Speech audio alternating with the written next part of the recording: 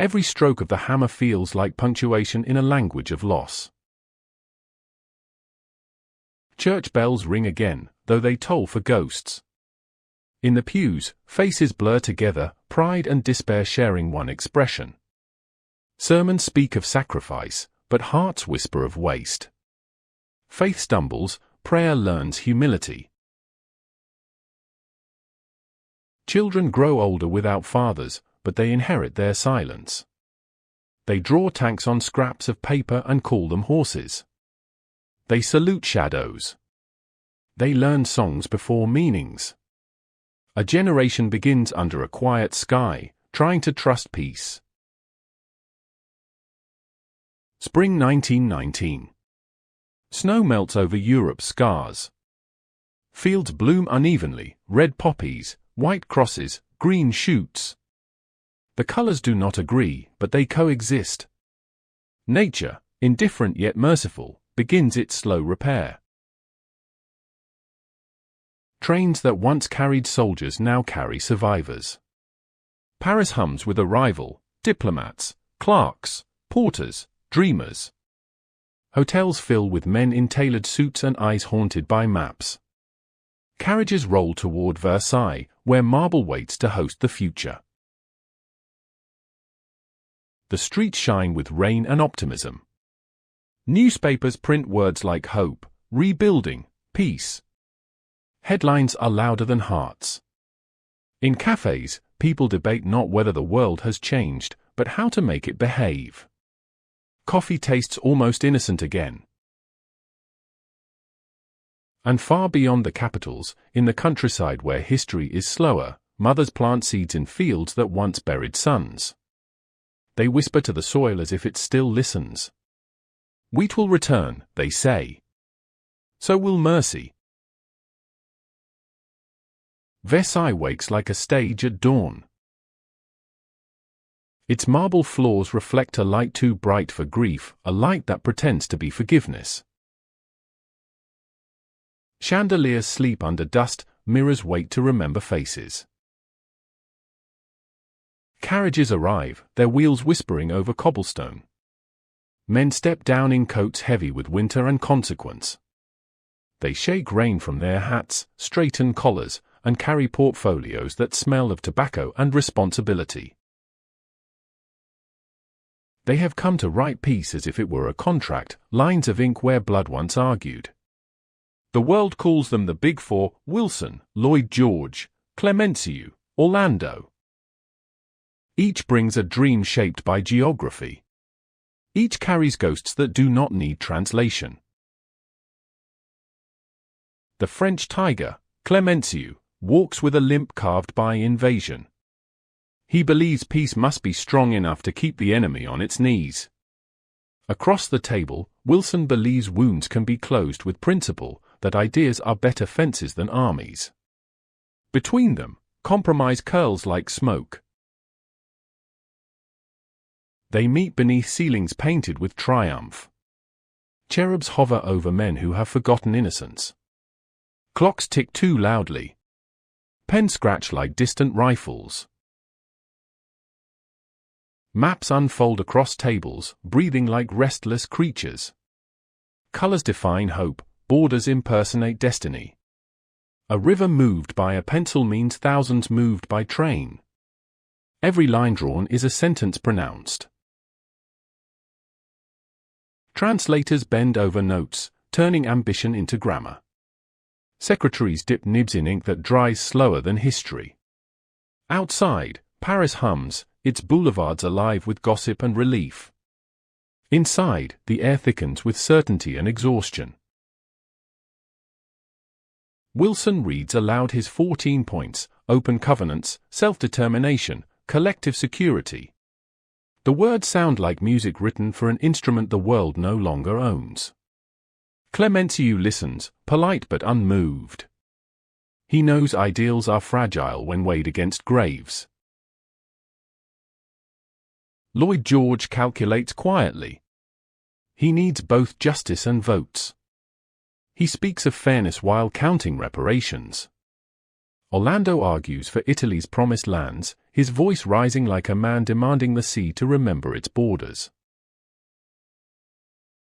Days pass in polite tempests. Every clause a duel, every comma a truce. At night the palace sighs, its windows glow like lanterns for ghosts. The servants move softly, carrying trays through corridors that have heard too much ambition. Outside, snow drifts across the gates. Children press their faces to iron bars, hoping to glimpse peace as if it were a parade. They see only weary men and papers held close to the chest. In cafes nearby, the world debates. Reporters smoke, artists argue, soldiers listen. The word treaties travels like perfume and rumor. Everyone expects salvation by signature. Inside, new nations are imagined on parchment, Poland revived, Yugoslavia assembled, Czechoslovakia invented. Old empires are unthreaded, Austro-Hungarian, Ottoman, German. Borders bloom overnight like frost. The room fills with the smell of wet ink and hubris. The colonies wait uninvited. India, China, Africa, voices pressed between margins. They had fought, bled, supplied, believed. Now they are spoken of, not to. Promises whispered in trenches are forgotten in marble halls. As winter thaws, weariness replaces victory. Delegates develop coughs, tempers, justifications. Peace, once an ideal, becomes a schedule. Deadlines, translations, fatigue. The dream of a fair world fades under fluorescent lamps of pragmatism. Rumors leak, Germany will be excluded from the table. The defeated are to listen, not speak. Fairness curls inward. The victors are too proud to forgive, too frightened to forget. The treaty grows heavier with every paragraph. In April, Wilson walks alone through gardens newly green. He counts the cost of compromise. The fountains murmur like secretaries. He writes in his diary, "I can make war end, but can I make peace begin?" By May, the palace itself feels tired of grandeur. The mirrors dim. Even gold seems dull. A building meant for kings now hosts the weary architects of order. Every echo is a reminder, silence will not last. The delegates file their notes, sign memoranda, rehearse signatures. Outside, doves return to the gardens, uninvited but punctual. No one notices. The palace will remember everything, the footsteps, the whispers, the moment humanity tried to bind thunder with sentences. Summer presses its warmth against the windows of Versailles. The gardens shimmer with order, but inside the halls, air and tempers wilt. The Treaty of Versailles is nearly complete, hundreds of pages stitched together with the thread of exhaustion. Quills dip again and again into ink that grows darker with every stroke. Each article is a stone placed upon the chest of the defeated, each clause a bandage pulled too tight. The diplomats believe they are closing a wound. Instead, they are burying it alive. In offices behind the Hall of Mirrors, clerks stack documents higher than hope. Reparations calculated to the last coin, colonies reassigned like furniture, territories renamed as if words could erase memory. Numbers blur into nerves. Even the paper smells tired. A single phrase will haunt the century: war guilt. Article 231. It declares Germany responsible for the unmeasurable. It demands apology in currency and in shame. A nation already on its knees is told to kneel lower. The diplomats nod, believing they have written justice. Outside, the trees rustle a different opinion. Wind moves through the branches like a sign no one translates. Across the Rhine, Germany waits for the verdict. The newspapers publish rumors before the truth arrives. Crowds gather in squares, eyes fixed on empty balconies. The armistice had felt like waking. This feels like being told the dream was false. Factories stand still, their chimneys pale with disuse. Veterans sell medals for bread. Banknotes multiply like rumors and shrink in worth. The nation listens for mercy that does not come. The treaty's terms arrive at last. Heavy, precise, impossible. Disarmament, occupation, reparations beyond imagination. The words are polite, their consequences brutal. Berlin protests, pleads, calculates. Paris does not answer. In June, the German delegation travels to Versailles under silent escort. Their train windows are curtained, they see nothing of France, only their reflections. In their compartments, they rehearse surrender in careful French. The Hall of Mirrors prepares itself. Tables aligned like rifles. Chairs positioned by measurement. The chandeliers hum in the heat. History takes its seat and waits for handwriting. Reporters crowd the doorways. The air smells of ink, dust, and pride. The ceremony begins at 3 in the afternoon. Cameras click like insects. No one speaks above a whisper. The German representatives sign first. Their pens scratch the surface of the century. Each signature sounds like a closing door. Then the victors add their names, Wilson's neat, Clemenceau's fierce, Lloyd George's deliberate. Ink gleams on parchment like a bruise. When the final stroke is done, there is no applause. Only a long breath, collective and hollow. Outside, the gardens continue their routine of sunlight and birdsong. Inside, peace feels heavy, like armor that doesn't fit. Somewhere in the back of the hall, a page drops a folder. The sound echoes more honestly than the speeches that follow. That evening, church bells ring across Europe, but the tone is uneasy. People listen, unsure whether to rejoice or mourn. They pour into streets, waving flags without conviction.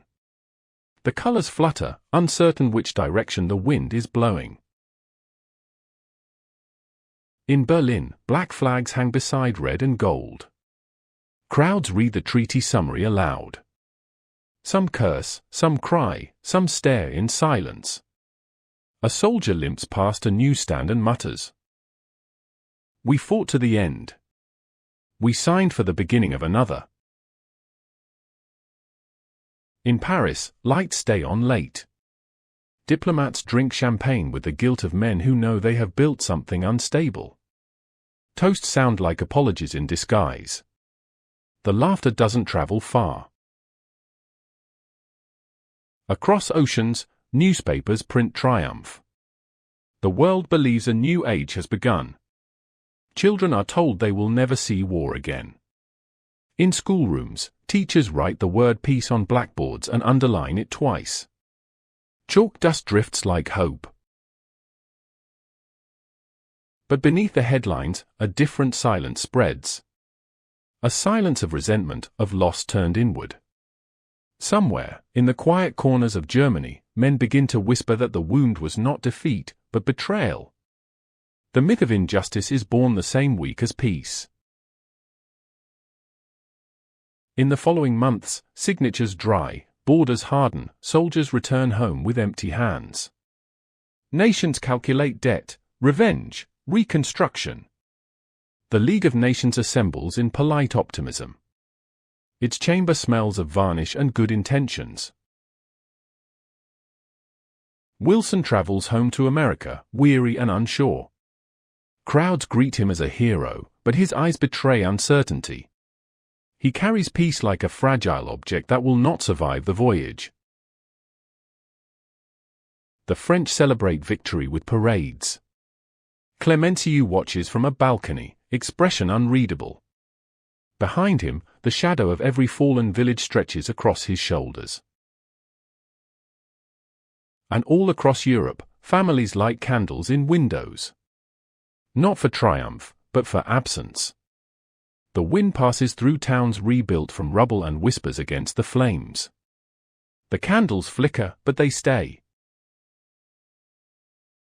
The ink is dry. The world believes it has ended something. But history has only paused to sharpen its pen. The treaty rests on its table like a sleeping animal. Outside, summer thickens, the fountains murmur to the statues that nothing ever truly ends. Messengers carry copies by train, by ship, by hand. Words travel faster than healing. They arrive folded, stamped, official, their weight out of proportion to the paper. Nations unfold them as if opening gifts and find, instead, inheritance. In Berlin, typewriters chatter the new reality, provinces ceded, debts fixed, army reduced. Maps hang like wounds on office walls. Civil servants stare at figures that refuse mercy. Clerks add columns of loss. They sharpen pencils against despair. Factories try to breathe again. Steam rises where once there was smoke. But the sound is hollow. Machines built for war do not yet know peace's rhythm. Hammers echo through hangars that feel like confessionals. In villages, women scrub uniforms into rags. Buttons roll into corners. Men plant gardens with the same hands that once loaded rifles. Children chase each other through fields that hide iron beneath their roots. Laughter returns thin, unpracticed, miraculous. Across Europe, currencies falter, yet pride insists on shining shoes. Tailors patch jackets. Musicians play old tunes at new weddings. The continent behaves as if pretending is the first step toward believing. Churches reopen doors swollen with humidity and prayer. Hymns sound softer now. Priests bless not soldiers, but shopkeepers and infants. The incense carries both gratitude and guilt. In Paris, people read newspapers at cafe tables, lips moving silently along each line. The headlines glow with optimism, but under the table, feet tap the old rhythm of uncertainty. The coffee cools before they finish.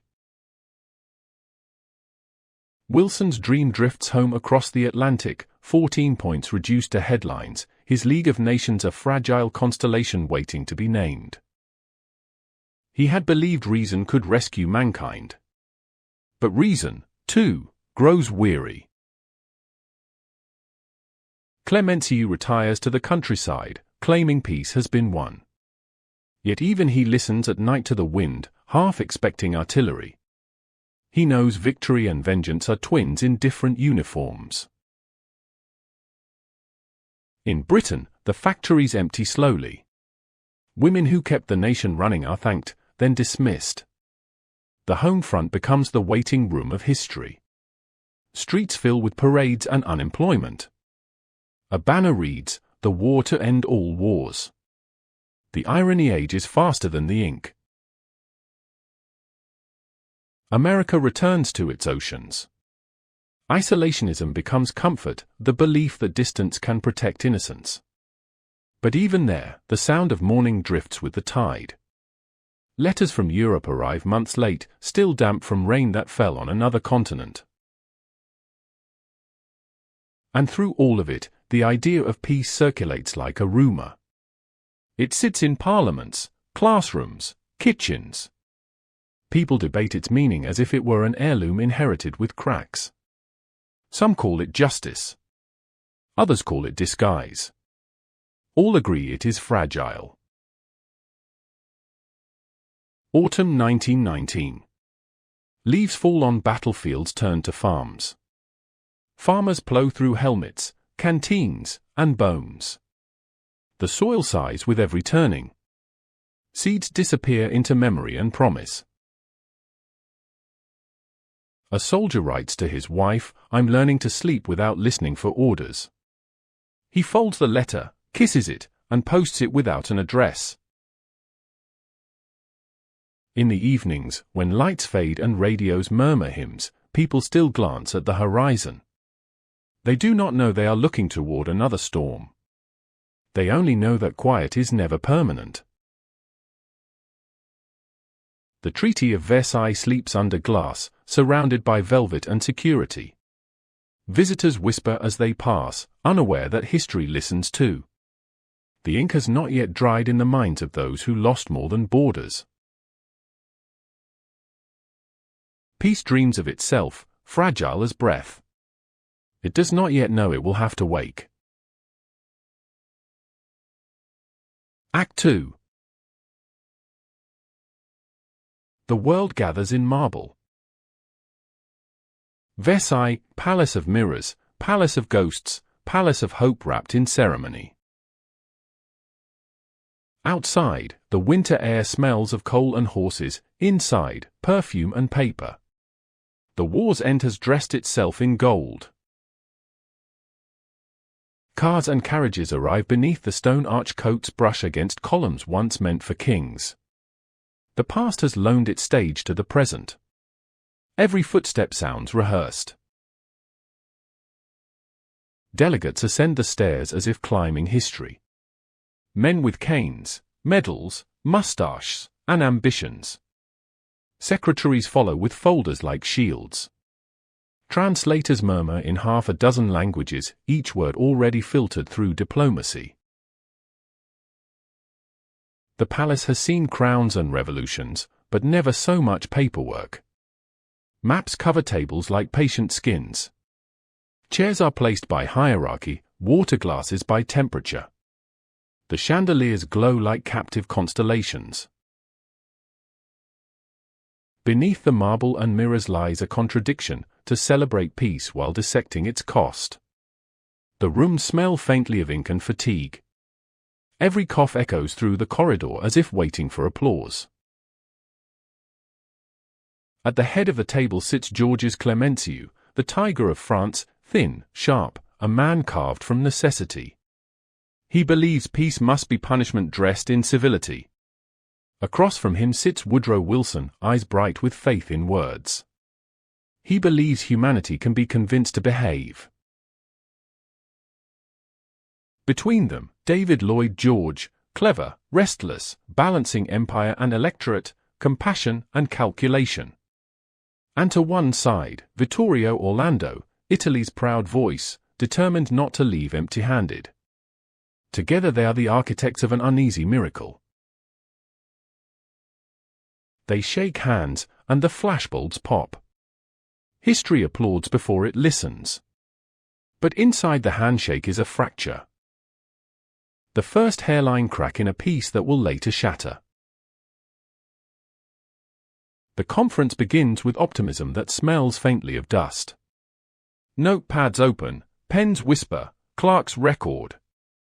Wilson's 14-points stand like candles in a draft. Clemenceau looks at them as one looks at stars, beautiful, but too far away to help.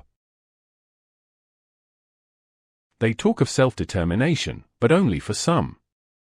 The colonized watch from a distance, their petitions unread. The room speaks of freedom while servants refill glasses. Outside, soldiers with amputations wait for pensions that will not come. Every nation arrives carrying both victory and grievance. France demands safety, Britain demands stability, America demands ideals, Italy demands respect. None demand humility. The table bends beneath invisible weight. Maps breathe beneath their fingers. Germany's shape shrinks, Austria's dissolves, empires that had taken centuries to form are unmade in afternoons.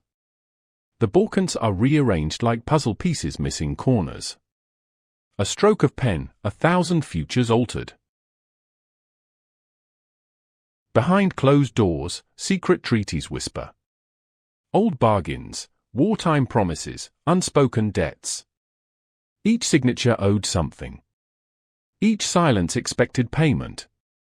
Even peace has creditors. Wilson pushes his League of Nations. He imagines a parliament for the planet, where nations talk before they shoot. He believes reason can outlive emotion. The others smile politely, their thoughts elsewhere, on borders, reparations, voters waiting at home. Days grow long, tempers shorten. Delegates pace marble corridors under paintings of victory. Every statue seems to listen and disapprove. The palace becomes a stage for arguments too old for resolution. In the evenings, secretaries burn drafts in fireplaces. The ash smells like erasure. Cigarette smoke curls through chandeliers. Laughter sounds brittle. The diplomats drink to friendship and distrust one another by dessert. Paris beyond the gates moves to a different rhythm, cafes, cabarets, the slow return of pleasure. Yet even there, the air trembles with uncertainty. The war had ended, the peace has not begun. The Big Four pose for photographs. Their faces betray exhaustion. The captions call them peacemakers. But behind every smile hides arithmetic: who gains, who pays, who pretends. Clemenceau dreams of security. He wants Germany weak enough to never rise again. Wilson dreams of harmony. He wants nations strong enough to cooperate. Between them lies the riddle that no treaty will solve. The hall echoes with debate: coal shipments, reparations, colonies, disarmament, justice. Each word erodes the purity of the last.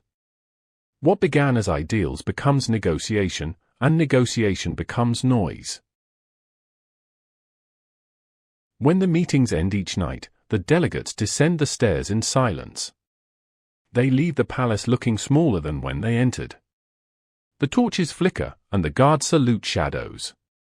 The future waits politely in the dark. Morning lifts its pale coin over the fountains and spends it on the palace windows. Inside, carpets remember last night's footsteps, chairs realign themselves into certainty.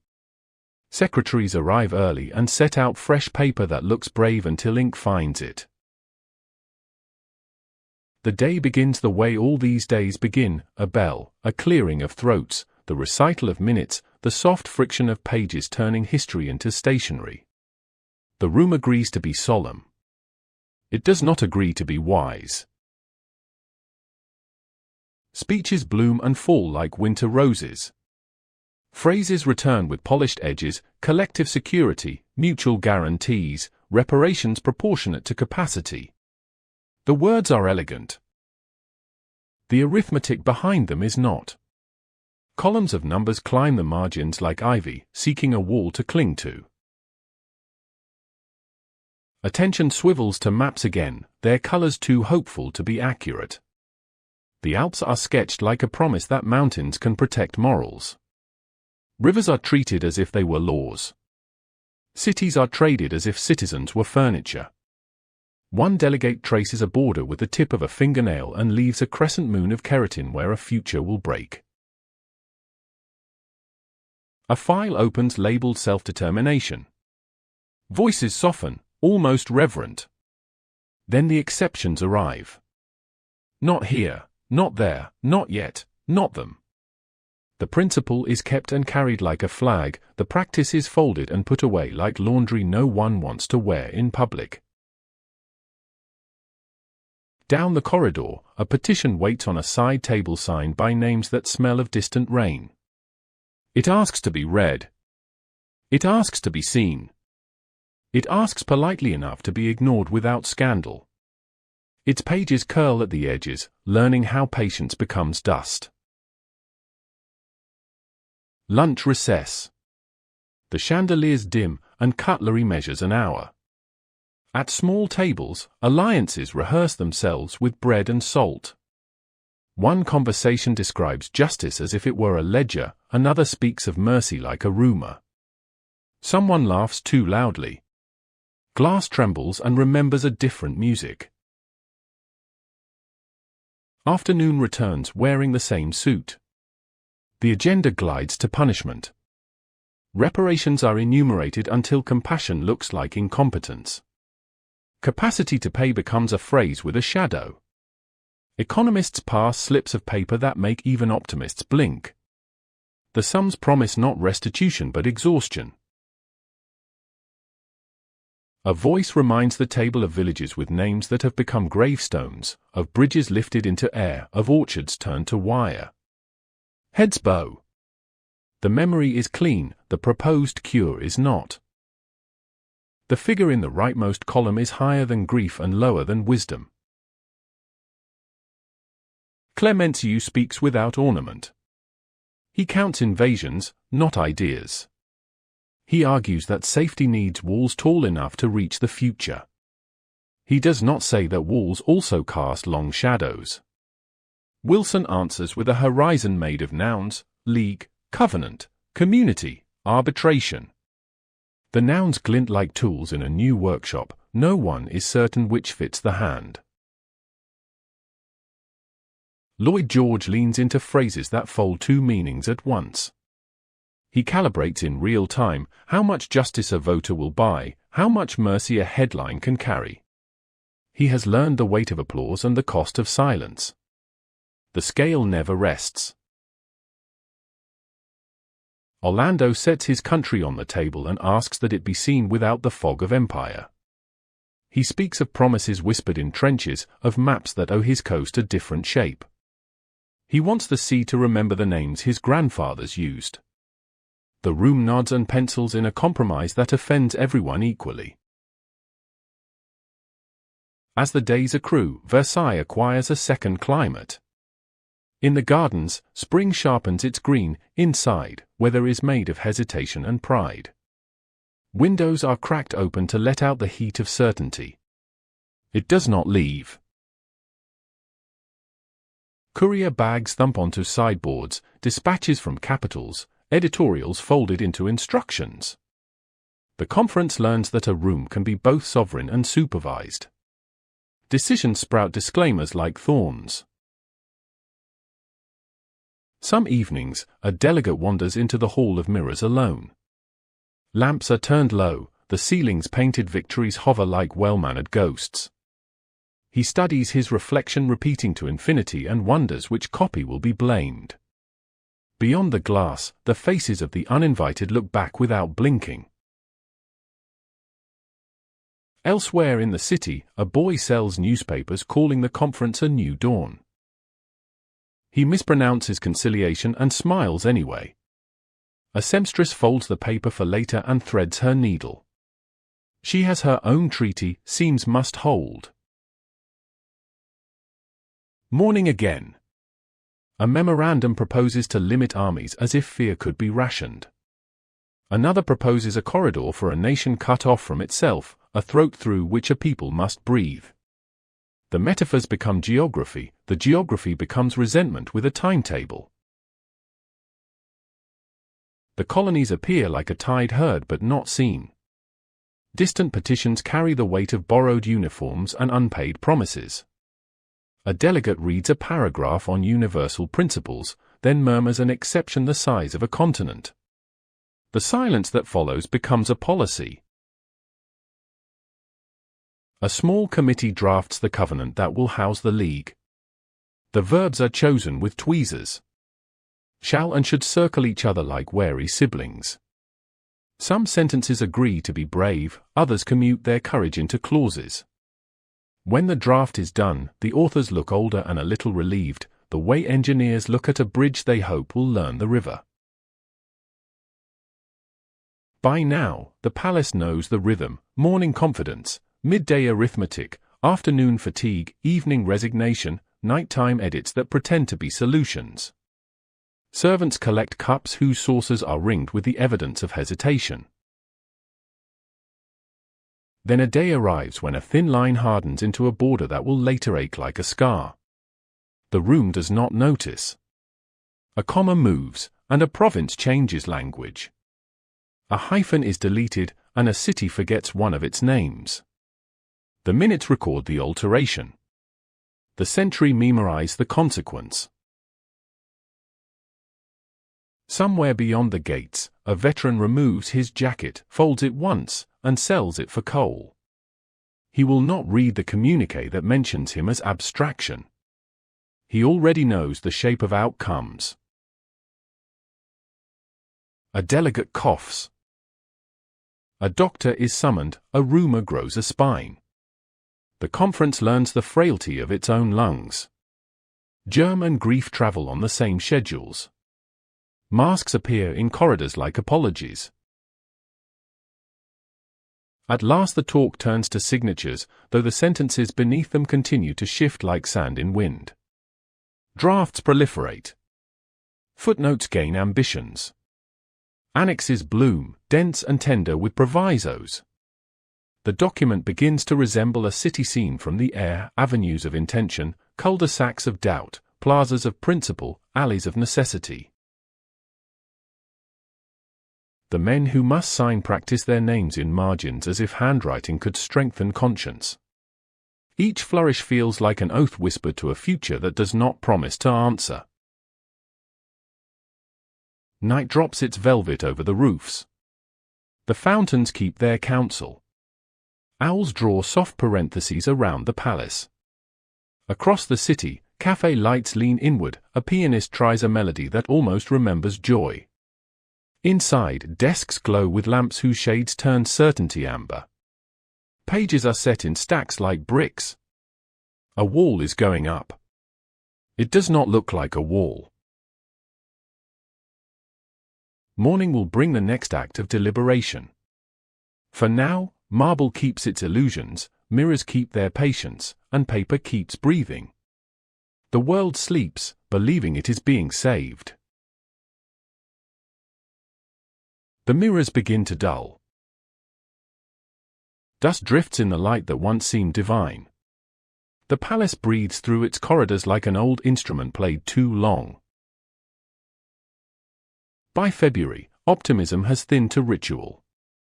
Meetings begin on time, end late, and accomplish less. Coffee cools beside unread telegrams. The smell of ink has replaced the scent of hope. The delegates speak in phrases now honed by repetition. Every principle has been amended, every amendment softened, every softness weaponized. Peace through justice, they say. Justice through strength. Words traded like currency no longer backed by meaning. A stenographer records every syllable, her fingers obedient to futility. When the session ends, she blows on her nails and wonders what kind of piece needs so many pages. The gap between promise and politics opens quietly, like a crack in glass that travels farther than expected. Wilson's League of Nations, once luminous, is now a compromise limping on punctuation. Clemenceau calls it noble but naive. Lloyd George calls it useful but optional. Orlando calls it poetry without profit. The Americans argue for ideals, the Europeans for guarantees. No one argues for forgiveness. Outside, Paris wears its spring coat, markets reopening, laughter returning. But at the palace gates, guards still carry rifles polished to reflection. Peace has not yet learned to unclench its fist. In the conference rooms, language becomes labyrinth. Reparations are justified, reinterpreted, disguised. Figures stretch across blackboards, zeros multiplying like bacteria. Every calculation smells faintly of revenge. Clemenceau insists on security, occupation of the Rhine, payments in perpetuity. We have bled for 4 years, he says, and Germany must pay in kind. His eyes are steel, his voice a verdict. He speaks for a generation that no longer trusts promises without walls. Wilson listens, his temples tight. He writes notes to himself that read like prayers, cooperation, not coercion. Mercy sustains peace longer than punishment. But mercy has no allies here. Lloyd George floats between them, a bridge built of expedients. He sees the arithmetic, too harsh, and Germany will collapse, too soft, and France will revolt. The tightrope stretches across Europe, fraying already. In another chamber, the colonies come to speak. India sends envoys wrapped in humility and expectation. Egypt petitions through intermediaries. China requests the return of its own land. Their appeals echo down corridors lined with marble statues that do not respond. One delegate from Korea, dressed in plain cloth, stands in the garden waiting for an audience that never comes. His petition remains in his pocket, folded along creases of patience. He watches the fountains perform for others. The palace smells of flowers and fatigue. Couriers move through hallways like shadows with deadlines. Every door hides a smaller argument. Each argument hides a fear. The American press begins to criticize Wilson's compromises. At home, senators grow skeptical of entanglements across oceans. The League wobbles before its birth. We cannot police the world, they say. Isolation hums again, gentle and persuasive. Across the Channel, Britain calculates empire against empathy. Factories slow, voters demand comfort. The newspapers that once shouted victory now whisper austerity. The glory has gone missing in the spreadsheets.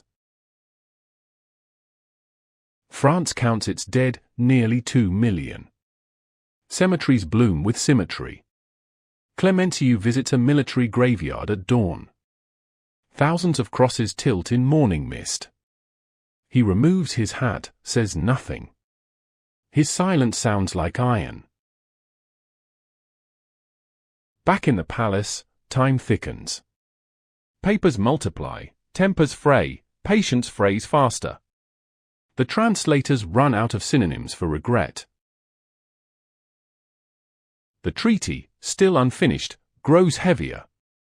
Its sentences accumulate obligations like frost. No one can remember the first dream anymore. Peace is no longer a vision, it's a document waiting for signatures. In April, the German delegation sends a message requesting participation. Clemenceau declines. The defeated may listen, but not speak. Versailles becomes a courtroom without defense. A journalist writes that the conference feels like a masquerade where every mask is cracked. The phrase circulates in whispers. The diplomats smile tighter.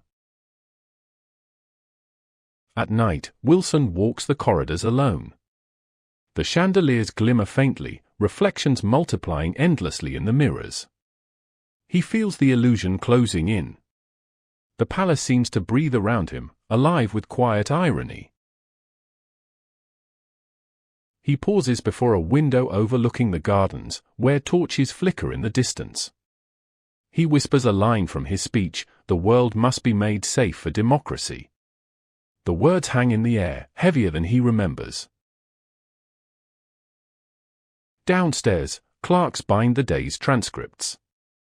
Strings tighten around pages until they resemble verdicts. The paper cuts the fingers that touch it. No one minds. The gap widens, not with sound, but with silence. The silence between what is said and what is meant. The silence between forgiveness and permission. The silence that will echo for 20 years. Summer arrives in slow sheets of light. The fountains in the gardens keep their rhythm, pretending not to overhear history finishing itself inside. The conference has become a season, days indistinguishable, rooms repeating, decisions fossilizing in folders. Wilson's cough worsens. Clemenceau's patience thins to a wire. Lloyd George juggles telegrams and fatigue. Orlando, insulted and uninvited to a corridor meeting, leaves the palace for a week and lets rumors carry his chair for him. The work continues because it must. Pages arrive like snow. Clauses multiply. Each paragraph tightens the rope around the dream. Secretary's initial margins, binding tomorrow in handwriting small enough to fit a wrist. The Hall of Mirrors prepares for ceremony. Chandeliers are polished, curtains pressed. The cleaners whisper to one another about how quiet power becomes when it believes it is permanent. The marble floor gleams with reflection but holds no warmth. At the last meeting before signatures, Wilson proposes gentleness once more. His words hang like incense, beautiful, easily dispersed. Clemenceau answers with arithmetic, years of occupation, tons of coal, figures engraved deeper than forgiveness. The table listens to both and chooses exhaustion. Some clauses are left vague on purpose, vagueness can be postponed justice. Others are too clear, clarity can be cruelty. Every compromise is a bruise shaped like a handshake. The journalists wait outside the gates, pencils ready. They already know what to write, historic agreement signed at Versailles. None of them will write how tired the world looked doing it. When the final draft is set before them, the delegates read not for truth but for error. None notice the absence of mercy in the punctuation. The paper rustles like wings trying not to remember flight. On the morning of the signing, the air itself feels rehearsed. The hall is filled with uniforms and roses. The ink waits in crystal pots. The pens gleam like tiny bayonets. Outside, soldiers line the avenue, medals glinting in the sunlight like small mirrors of the past. The German envoys arrive in black coats too formal for July. They walk as if gravity has increased. Faces pale, lips compressed. They are escorted to the table but not greeted. The silence tastes of ceremony and salt. When they sign, it is without speeches. The nib scratches, the parchment sighs. A single blot spreads, the color of inevitability. Cameras click. The sound resembles applause only if one wishes to believe in irony. Then the victors sign, one by one. Wilson steady, Clemenceau brisk, Lloyd George cautious. Each signature curls like smoke from a slow fire. A page collects the document, carries it from the hall, and disappears behind a gilded door. For the first time in years, the room hears only itself breathing.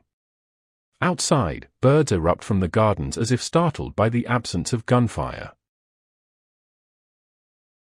No anthem follows, no cheer, only the rustle of notes being gathered, the polite cough of ceremony concluding. History does not end with trumpets. It ends with paperwork. That night, fireworks over Paris. The sky blooms with borrowed joy. Crowds sing and wave flags that catch the light briefly, like hands trying to remember the gesture of hope. Beneath the noise, the Seine keeps flowing east, toward the country that must pay for this celebration. The delegates drift to trains, ships, home. Wilson sails back across an ocean that has already begun to forget his speeches. Clemenceau retreats to his garden and calls the roses his true allies. Lloyd George returns to London and faces a parliament that wants peace cheaper. In the empty corridors, servants collect the cups, extinguish the lamps, lock the doors. The echo of discussion settles into dust. The mirrors hold the afterimage of men who mistook agreement for understanding. Outside the gates, winter lingers in the breath of the guards. Snow begins again, quiet, precise, erasing footprints one by one. The palace stands immaculate, its windows reflecting only itself. Illusion complete. The treaties will travel, the clauses will calcify, the debts will outlive the paper. In towns still mending, children will grow into the shadows of signatures. Peace has been written. It waits, still warm from the hand that betrayed it. Act 3. The treaty leaves the palace folded, stamped, escorted by guards and hope. It travels in sealed cases through customs and oceans, crossing the world like a rumor too well dressed to be questioned. In offices, clerks unpack it with white gloves, as if opening relics. They read its clauses aloud and feel the temperature of their rooms drop. Words meant for peace begin to sound like commands.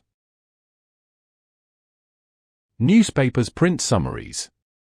Headlines throb with confidence. Germany to pay. League of Nations formed. World secure. Each article written with the conviction that punctuation can protect the future. But in Berlin, those same headlines arrive translated into disbelief. Crowds gather before kiosks. Faces tighten. Lips move silently through the numbers: reparations, billions, guilt, occupation. The ink feels heavy in their hands. Germany has lost not only land, but illusion. Factories stand quiet, fields thin, spirits thinner. Men return from the front to find their medals worth less than bread. The sound of marching boots has been replaced by the shuffle of queues. Children collect fragments of shell casings from the countryside, selling them as souvenirs to soldiers of the victors. The irony is too young to hurt. In Parliament, arguments rise like smoke. Sign or starve, one minister says. Fight or die slower, answers another.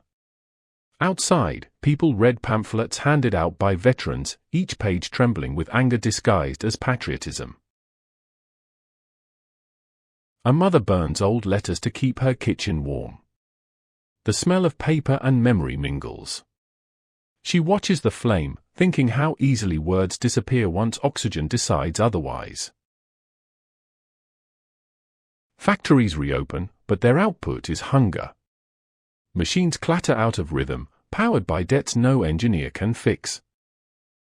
The nation feels like a body recovering from fever, too weak to stand, too restless to sleep.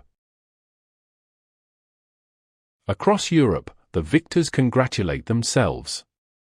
Banquets resume. Parades sweep through capitals. Yet beneath the trumpets lies an unease, the knowledge that punishment has never guaranteed peace. In London, politicians debate enforcement. In Paris, they calculate coal deliveries, ton by ton. In Washington, senators discuss distance, how many oceans are enough to separate from consequence. The League of Nations opens its doors in Geneva. Flags flutter. Speeches bloom. The building smells of new varnish and sincerity. Delegates sign guest books and believe they are witnesses to a new era. But even as they applaud, telegrams from the borders whisper of skirmishes. Europe's map looks new, but its heart beats with old rhythms. Poland reborn, Austria reduced, Hungary divided, Czechoslovakia assembled from different alphabets. Each line on the paper becomes a nervous system waiting to misfire.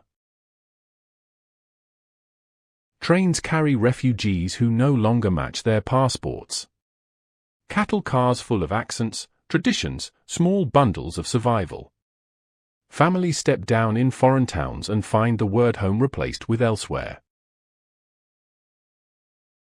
On the Western Front, wildflowers begin to bloom through wire.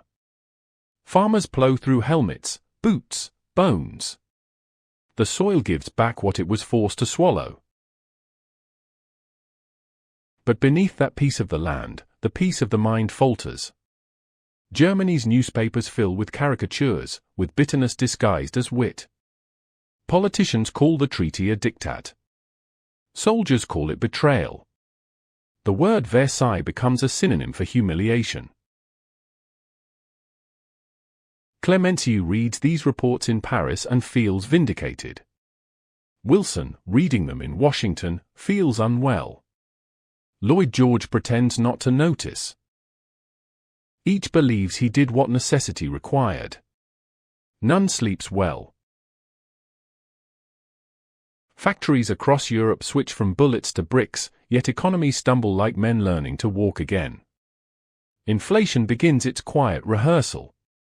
Banks count in larger numbers with smaller meanings. In the countryside, rumor moves faster than trains. It says the reparations will never end, that Germany will starve, that the victors intend to keep them crawling. By the time the rumor reaches the cities, it has turned into prophecy. Teachers explain to children that peace has been won, that fairness will guide the new world. The children nod but sense the tremor in the adults' voices. They draw maps in schoolbooks and color the borders heavily, as if to make them stay still. In a small village outside Munich, a veteran writes in his diary, "They told us we fought for survival. Now they tell us we must pay for daring to exist." His handwriting is careful, his sentences long. Somewhere between pride and despair, an idea begins to form, that the war has not truly ended, only changed uniform. The treaty, meanwhile, settles into bureaucracy. Offices open to administer its clauses.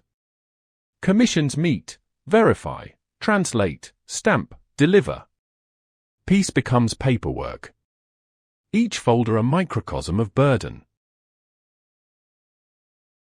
When Germany sends its first payment, it does so in gold that once backed a dream. The bars are loaded onto trains under guard, each one a fragment of dignity turned into metal. The station master salutes as the whistle blows. Even he looks away. The train disappears into fog, east to west, past towns still scarred by shellfire, past fields where crosses grow faster than crops. It reaches the border, unloads its promise, and returns empty. The sound of its engine is the sound of compliance. In Paris, accountants tally the arrival, satisfied. In Berlin, fathers tally their wages, defeated.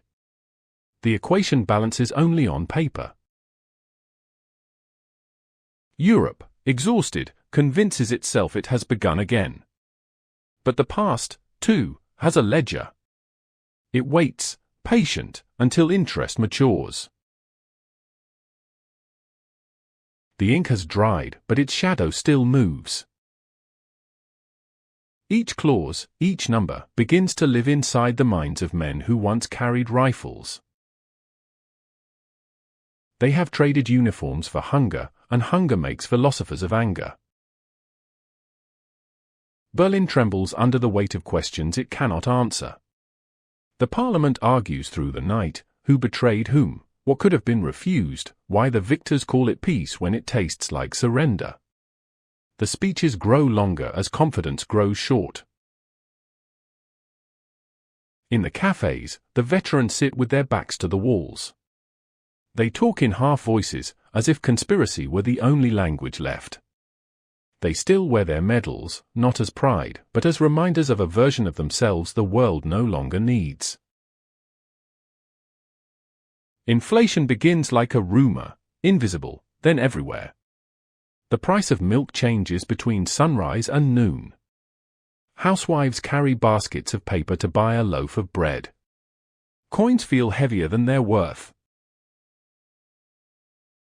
Children make kites from banknotes, they fly easily because faith weighs nothing. Factory whistles sound again, but the hours are shorter, the wages smaller, the pride gone.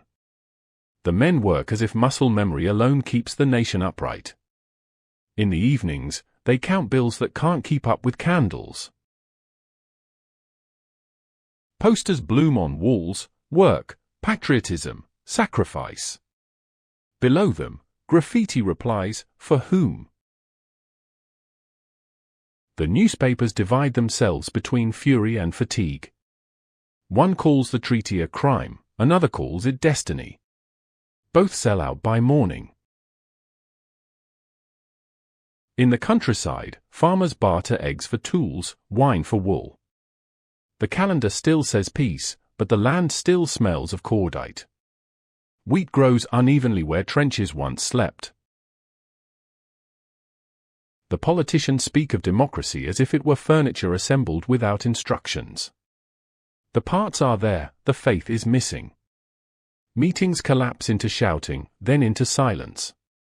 The fragile new republic, Weimar, learns how difficult it is to govern ghosts. Veterans groups form, swearing brotherhood under banners stitched from old flags. They march through streets with torches and songs that rhyme too easily with yesterday.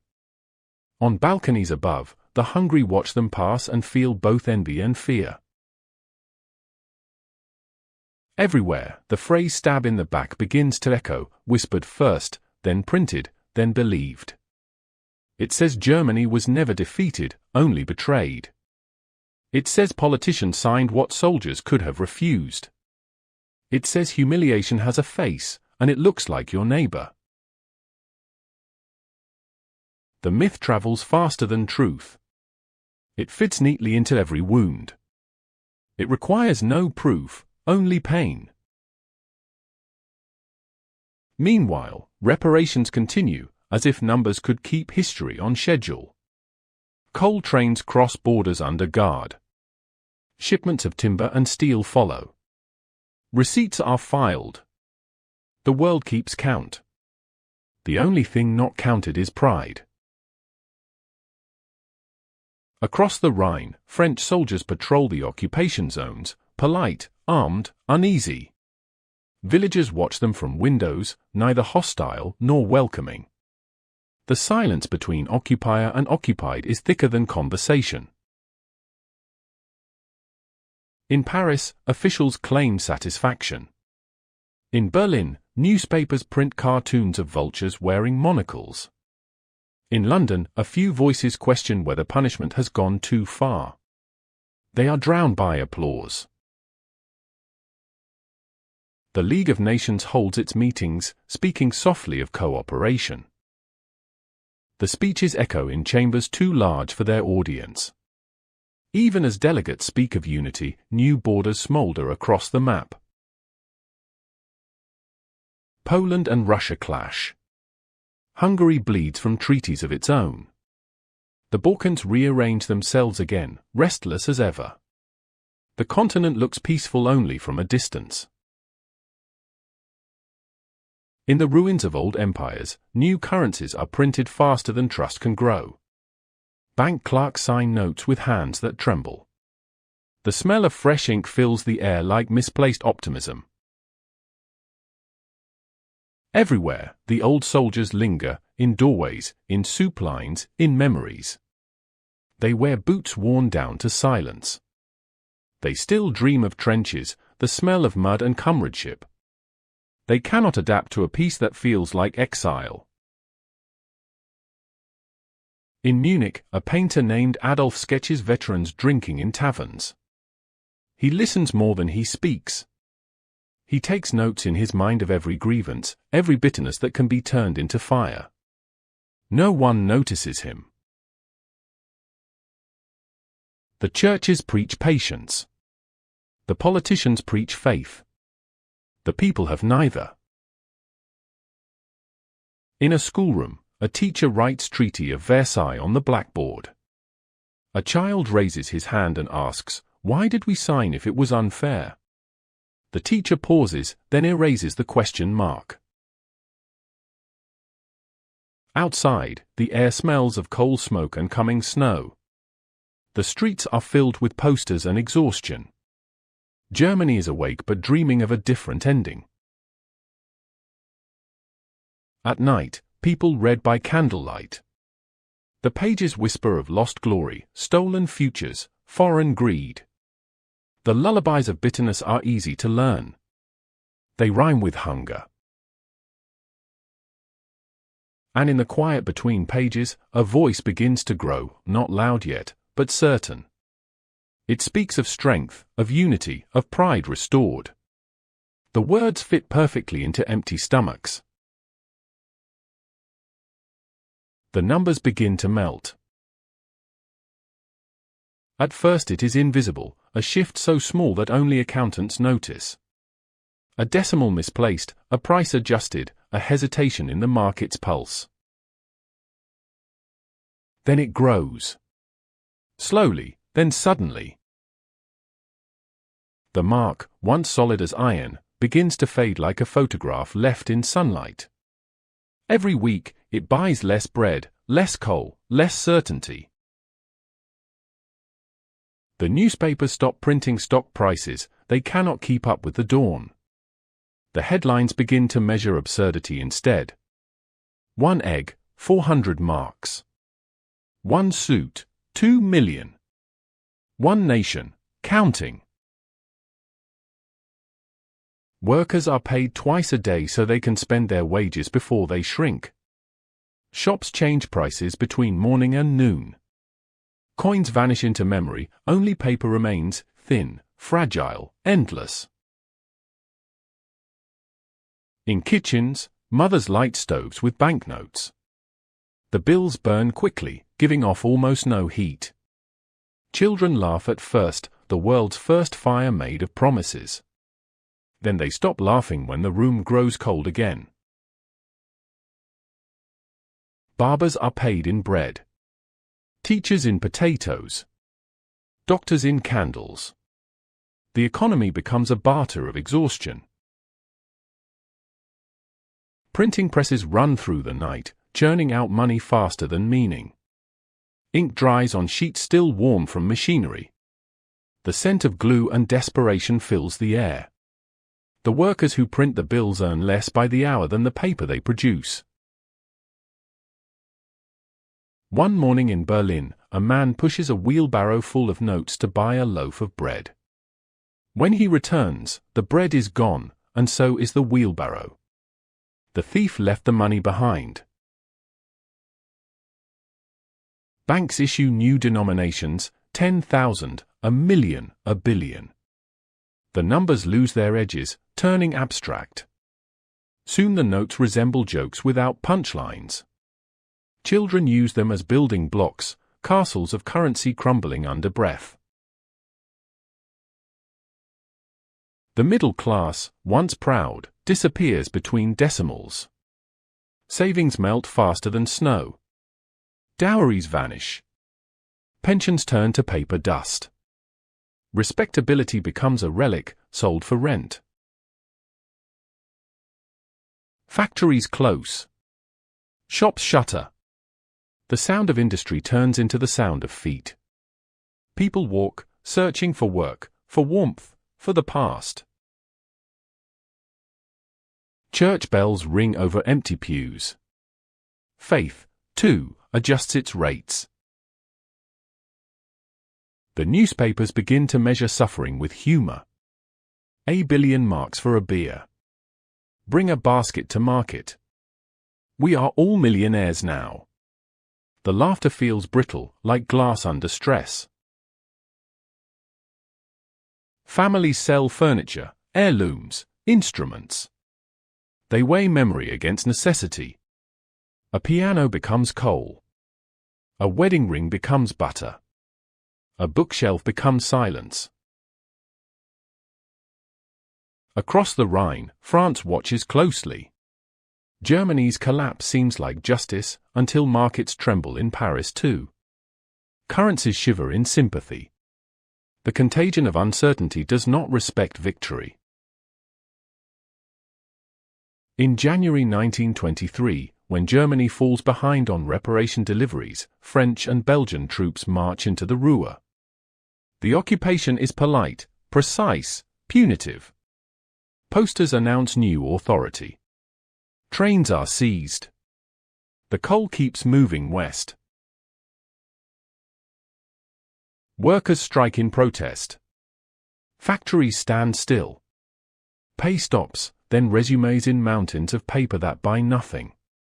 Families starve politely. The state prints more notes, the only product left in abundance. One evening, a boy helps his father paste banknotes as wallpaper. It's cheaper than paint. The walls shimmer faintly green and red. By morning, the colors peel. History will remember this house as both monument and metaphor.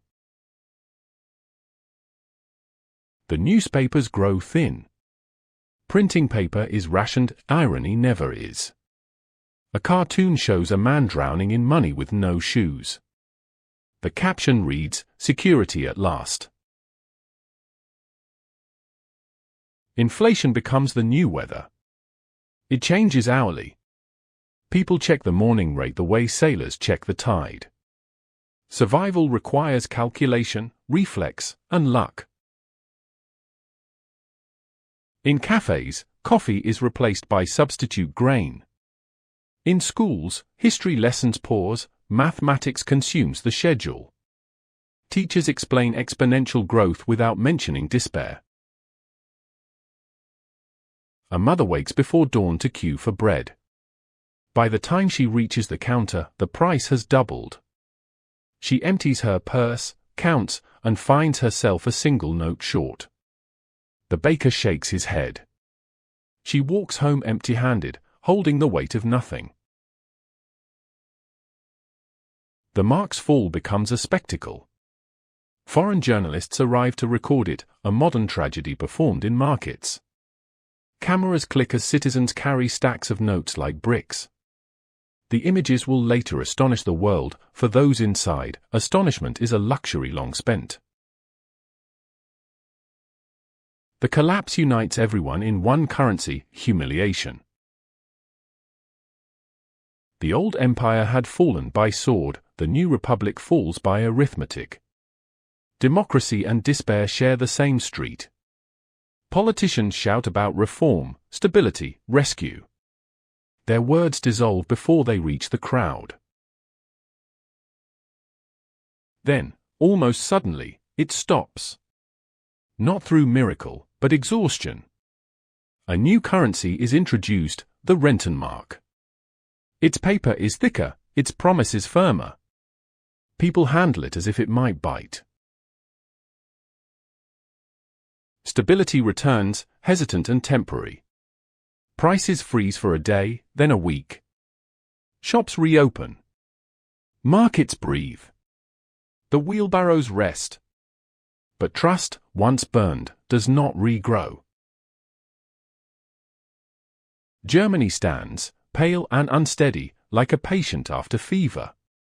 The memory of collapse lingers behind every transaction. Every coin carries the echo of its worthlessness.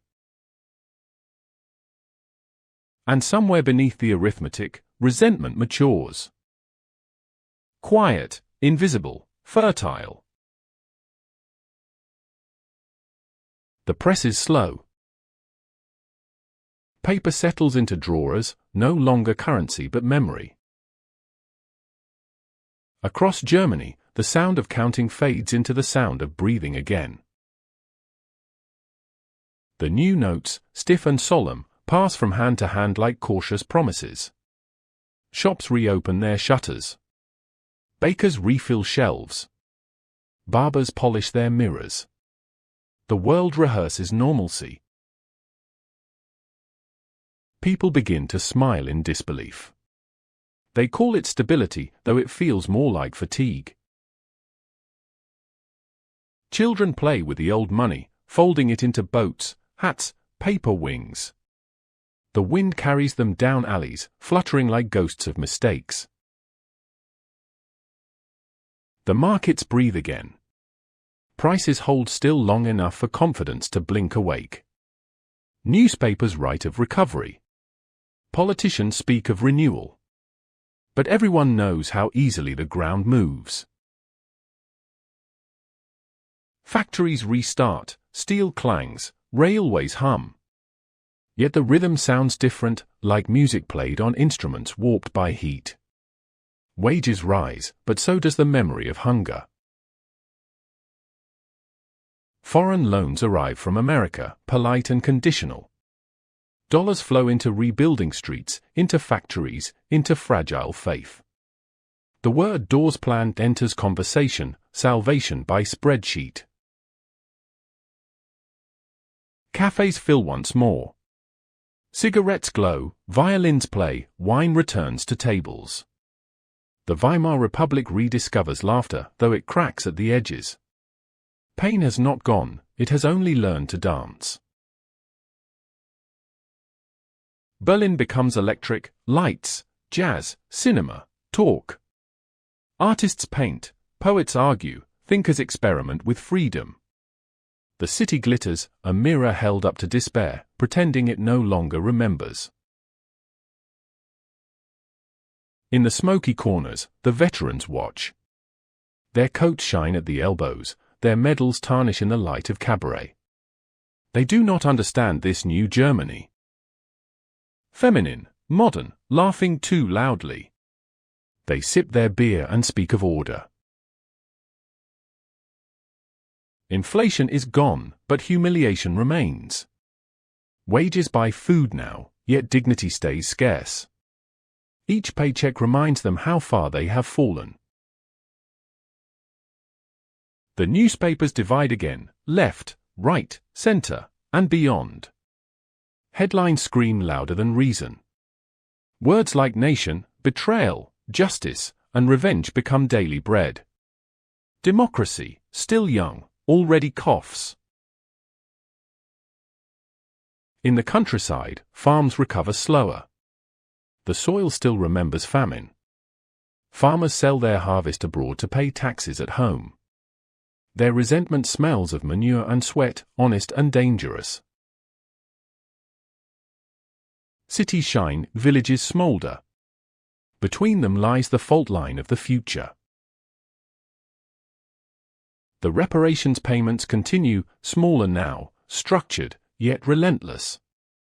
Each shipment of coal feels like an apology no one reads.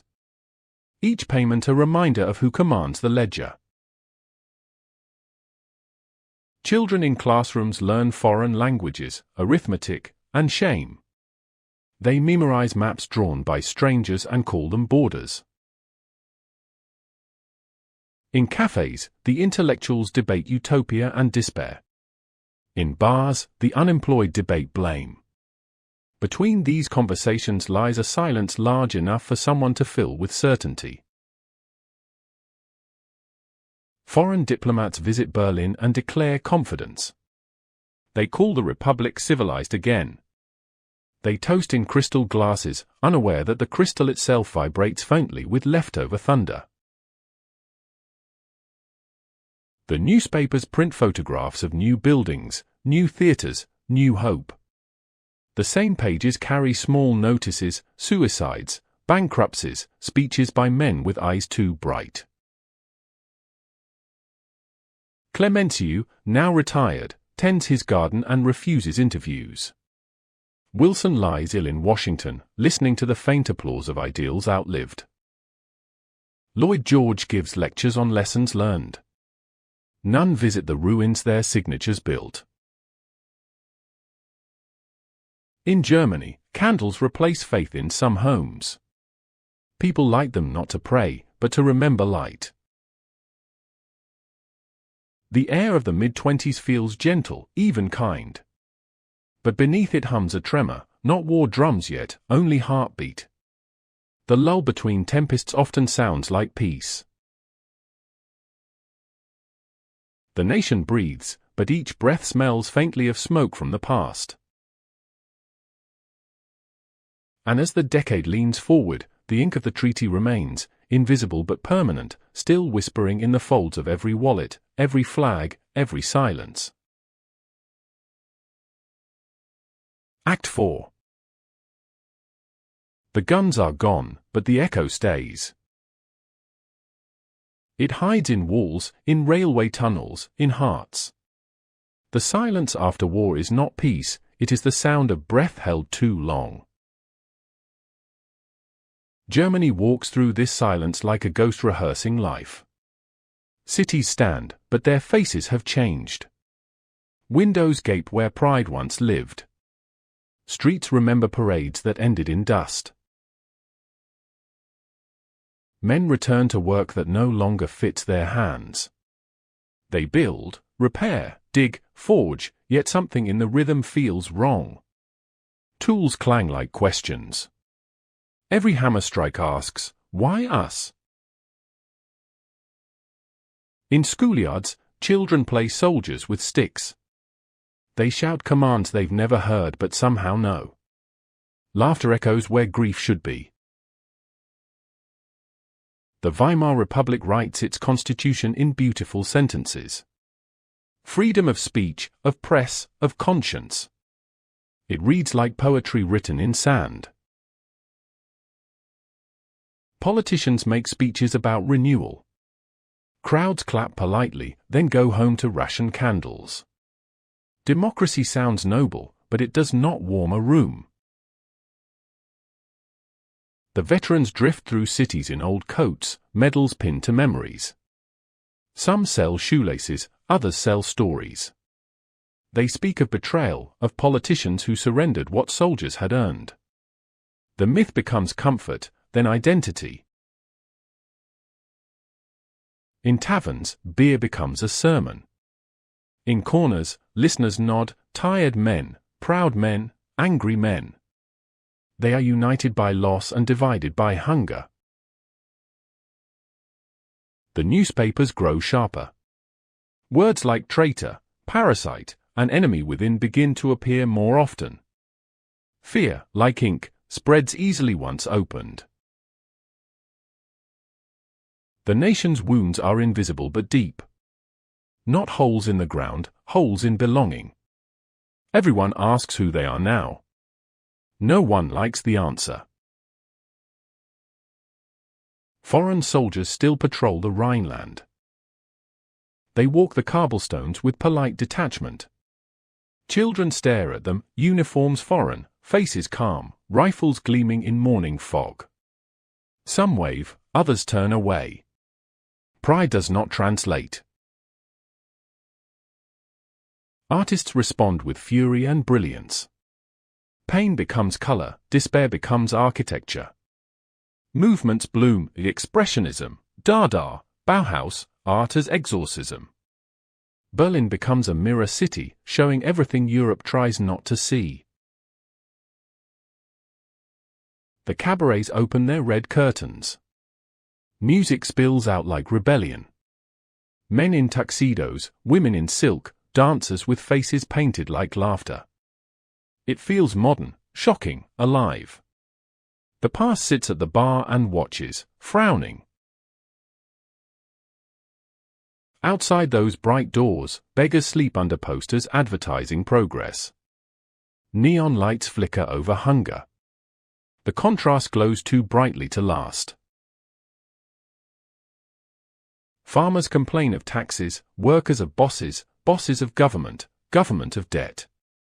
The circle closes neatly, like a mouth refusing to open. The reparations continue, predictable, humiliating, endless. Each shipment of coal is another confession. Each train that leaves Germany takes with it a piece of the nation's pride. Foreign diplomats call it progress. The German people call it penance. In 1925, President Ebert dies, the man who tried to steer the fragile republic through its storms. His funeral procession moves through Berlin in freezing rain. Flags hang heavy, their colors blurred. The crowd stands silent, unsure whether to mourn or to brace. That same year, the Locarno Treaties are signed, a promise that borders in the West will never again be redrawn by force. The world applauds. The Rhine glitters under floodlights. For a moment, it feels as though trust might return. But in Germany, trust is a fragile currency, and everyone remembers what paper can do. Break time equals 1. 8s/. Morning light spills over Berlin's rooftops like forgiveness pretending to be sunlight. The air smells of coal and possibility. The city wakes to movement, trams, newspapers, footsteps, dreams on credit. Democracy walks here like a child learning balance. Each election a wobble, each coalition a recovery. The words Weimar Republic are printed proudly in headlines and muttered cautiously in taverns. The new president, Hindenburg, a relic of the old empire, takes his oath before cameras. His hand trembles slightly, but his posture is unbroken. To the veterans, he is memory, to the young, a statue that still breathes. In Parliament, voices rise and collide.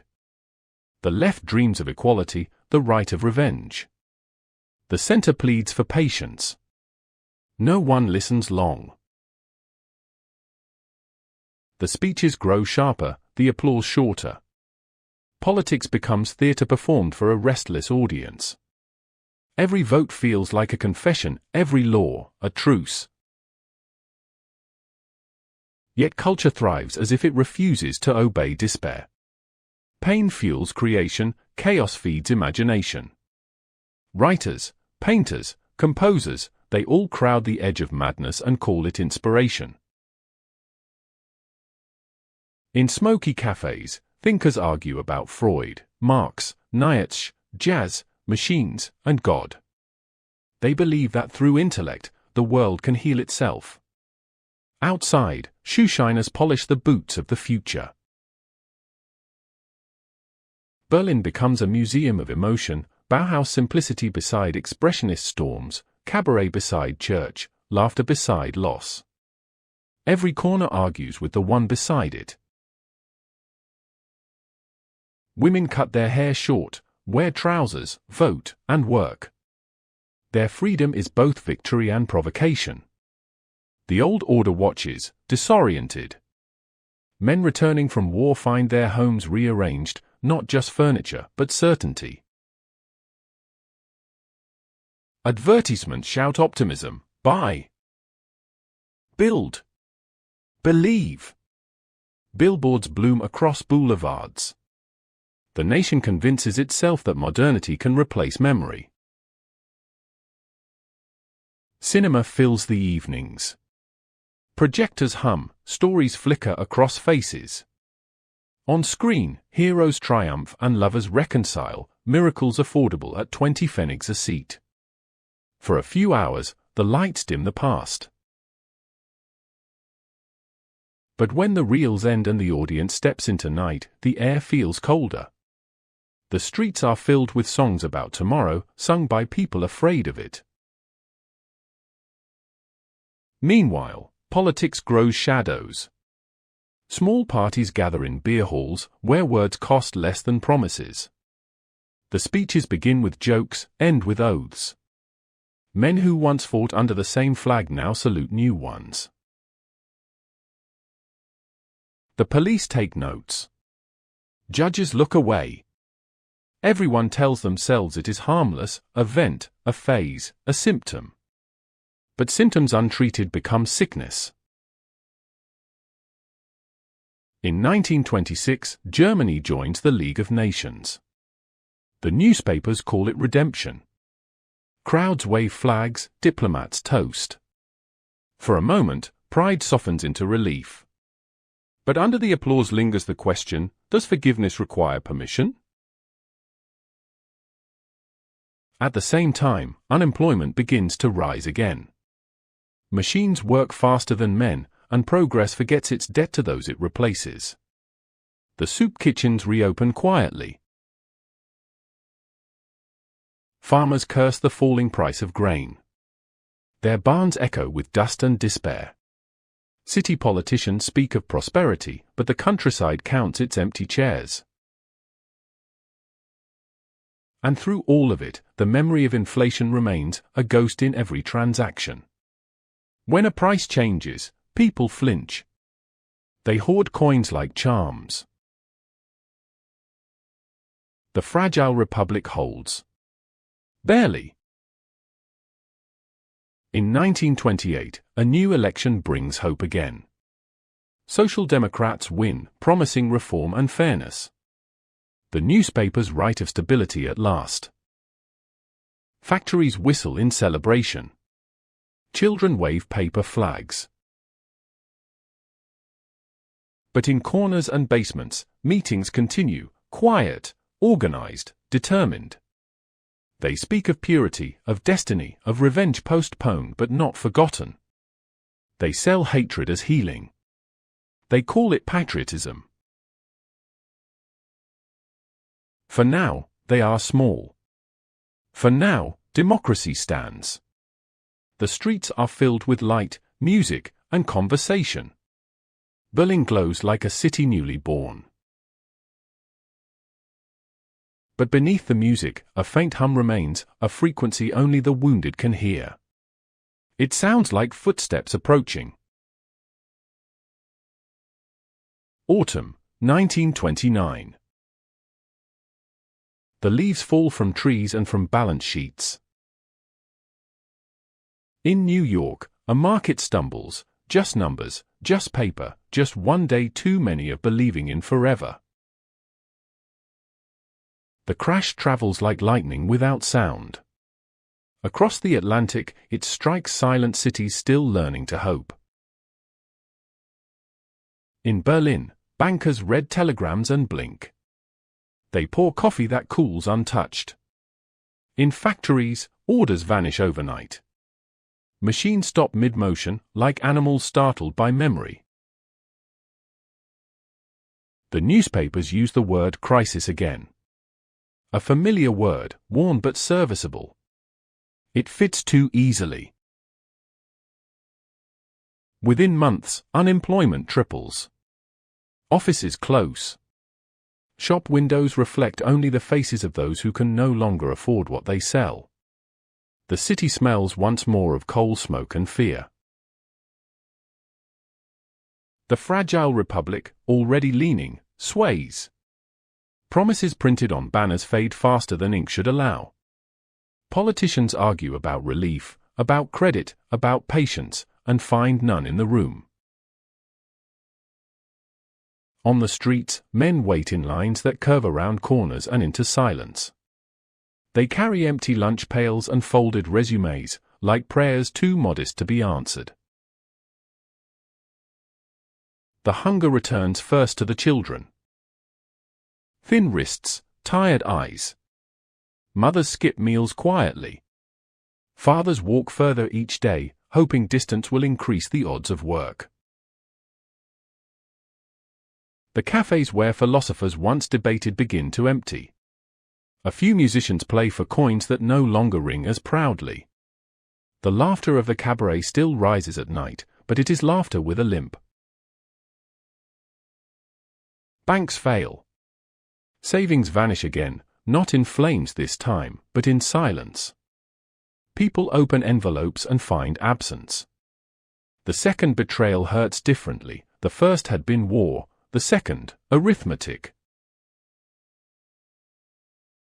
Farmers lose their land, shopkeepers their credit, workers their purpose. The nation loses its breath.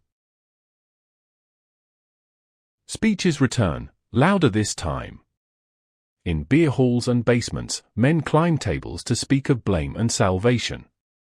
They speak of strong leaders, of traitors in suits, of conspiracies whispered between shadows. The crowd nods, not because they believe, but because they need to. Posters reappear on walls, red, black, gold, brown. Colors multiply faster than hope. Each claims to know how to save the nation, each promises certainty in exchange for surrender. The newspapers grow vicious. The air grows thin. Even casual conversation turns political. Families divide over dinner tables. Friends stop greeting one another in the street. In Parliament, coalition collapses. No majority stands. The government governs by decree. Democracy, once noisy with confidence, now whispers through clenched teeth. A man named Brüning becomes chancellor, disciplined, ascetic, determined to save the currency even if it kills the people. He cuts wages, raises taxes, preaches endurance. His austerity is meant to heal the economy, but it starves the nation instead. The people stop listening to reason, they listen instead to rhythm. Speeches with cadence, with anger, with belonging.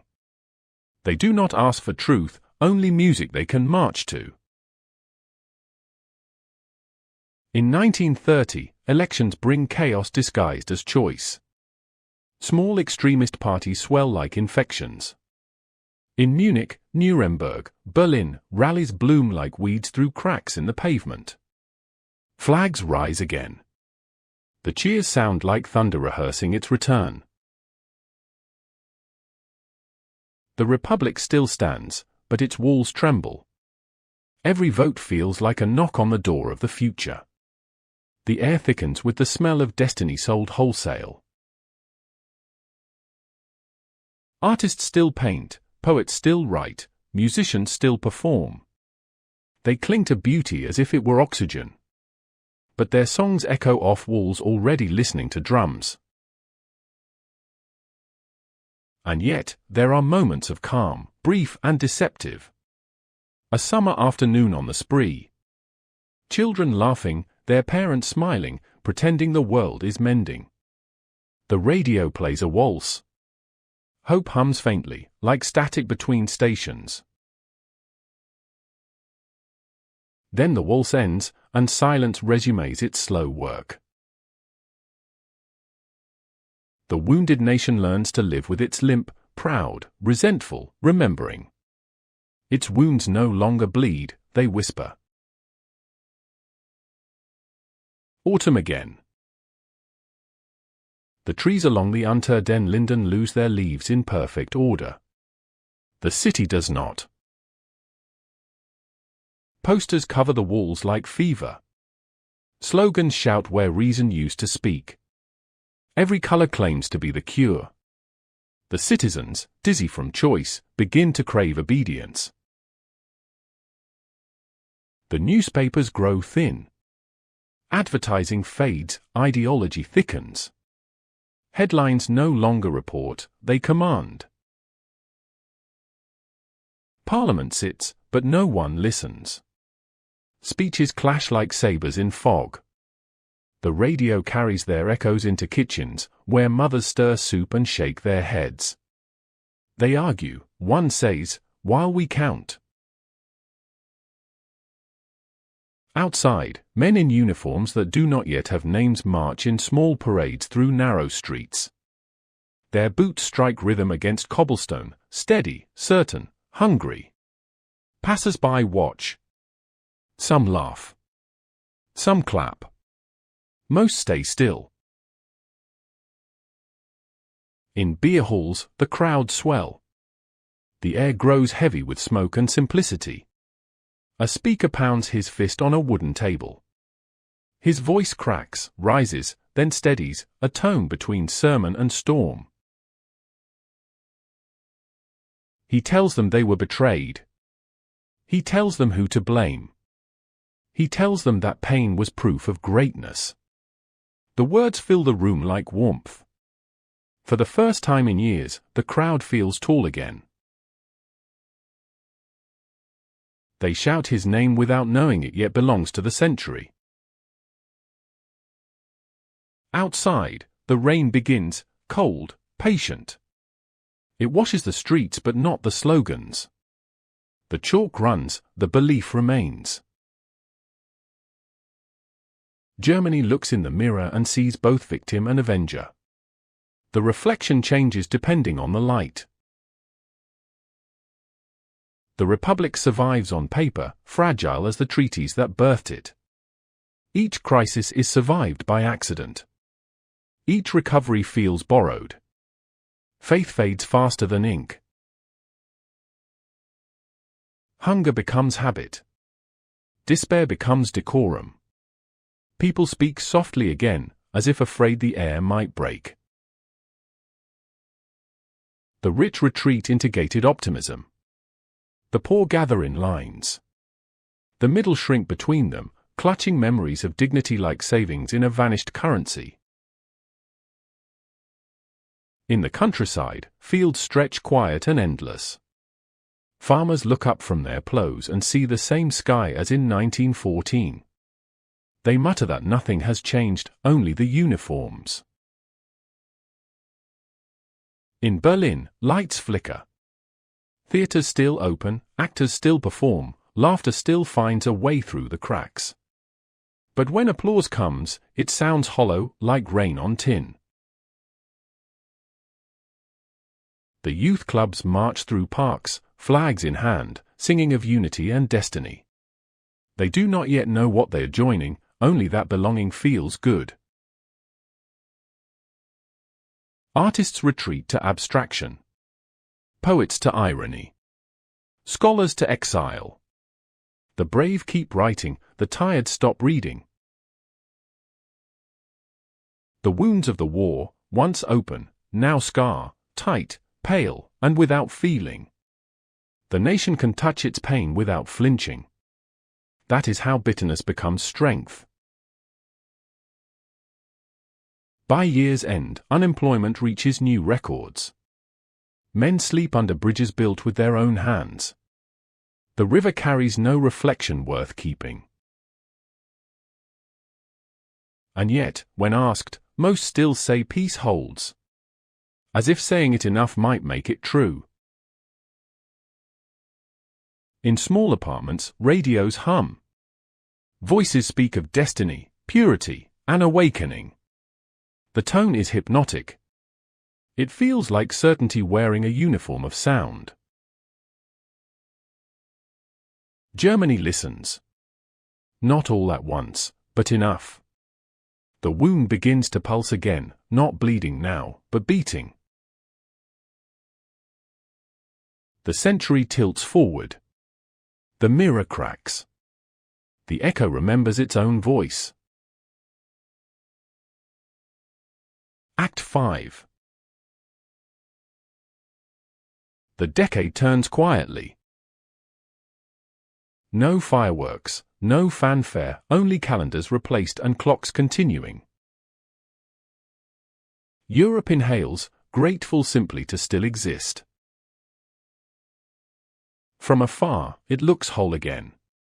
Borders are drawn, treaties signed, parades held. The newspapers print photographs of smiling ministers, hands clasped, eyes tired but victorious. Factories hum. Ships sail. Radios play waltzes between the news. Civilization performs recovery like a well-rehearsed play. But backstage, the scenery trembles. The props are made of debt. The actors are improvising. In Paris, the cafes overflow with chatter. Artists sketch, writers gossip, lovers argue softly over newspapers. Beneath the laughter lies fatigue, the peace they built feels like glass. In London, the fog hides unemployment lines that stretch like quiet rivers. The empire still shines on maps, but its light has dimmed into arithmetic. In Rome, Mussolini speaks from balconies, his hand slicing air into obedience. The crowds cheer because the alternative is silence. The trains run on time, the truth does not. In Moscow, Stalin raises his glass to progress while entire villages vanish from photographs. The revolution eats its own children, then writes history saying they were never born. And in Germany, the wounded heart of the continent, elections come again. Too often, too bitterly. The people grow used to voting as one grows used to winter, an endurance rather than a choice. The republic still stands, but the walls groan. The floor beneath it, democracy itself, creaks with every headline. In 1931, the banks collapse again. The world's money evaporates like mist at noon. Men stare at ledgers that read like obituaries. Governments fall faster than currencies. Factories close.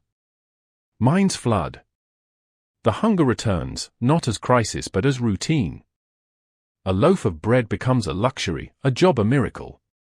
The streets fill with marching, unemployed parades, protest parades, nationalist parades. The noise replaces hope. The League of Nations issues statements, polite and powerless. They sound like apologies written before the offense. Diplomats still meet in Geneva, mahogany tables, marble floors, pens scratching against inevitability. They talk of cooperation while staring at the maps they once redrew. Every discussion ends with a promise, every promise ends in translation. France tightens its borders. Britain guards its empire. America closes its gates. The age of walls begins anew, this time built of tariffs and fear. In classrooms across Europe, children recite the word peace without understanding why their teachers sound unconvinced. In the Rhineland, French troops begin to withdraw. It feels like freedom, but also abandonment. The foreign boots that had reminded Germany of defeat now leave behind something more dangerous, empty space. Berlin streets shimmer with contradiction, jazz bands in windows, hunger at the door. A young generation dances through despair, determined to outlaugh destiny. But even laughter has a limit. Elections again. The ballots multiply, the parties splinter. Extremes grow fat while moderation starves. Propaganda posters layer over one another like arguments shouted in color. On radio stations, voices rise, confident, masculine, rhythmic. They offer certainty, identity, belonging. The sentences end like fists. The listeners, weary of nuance, find comfort in clarity. The newspapers still call this peace. The word survives, hollow but habitual. A relic worn smooth by use.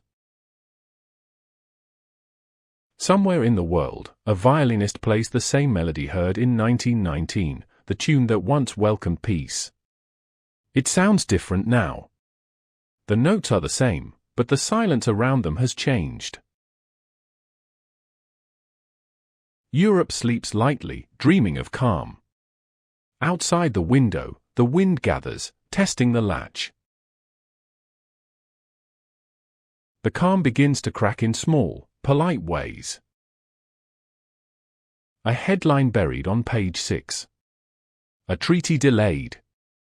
A speech interrupted by applause that sounds more like warning.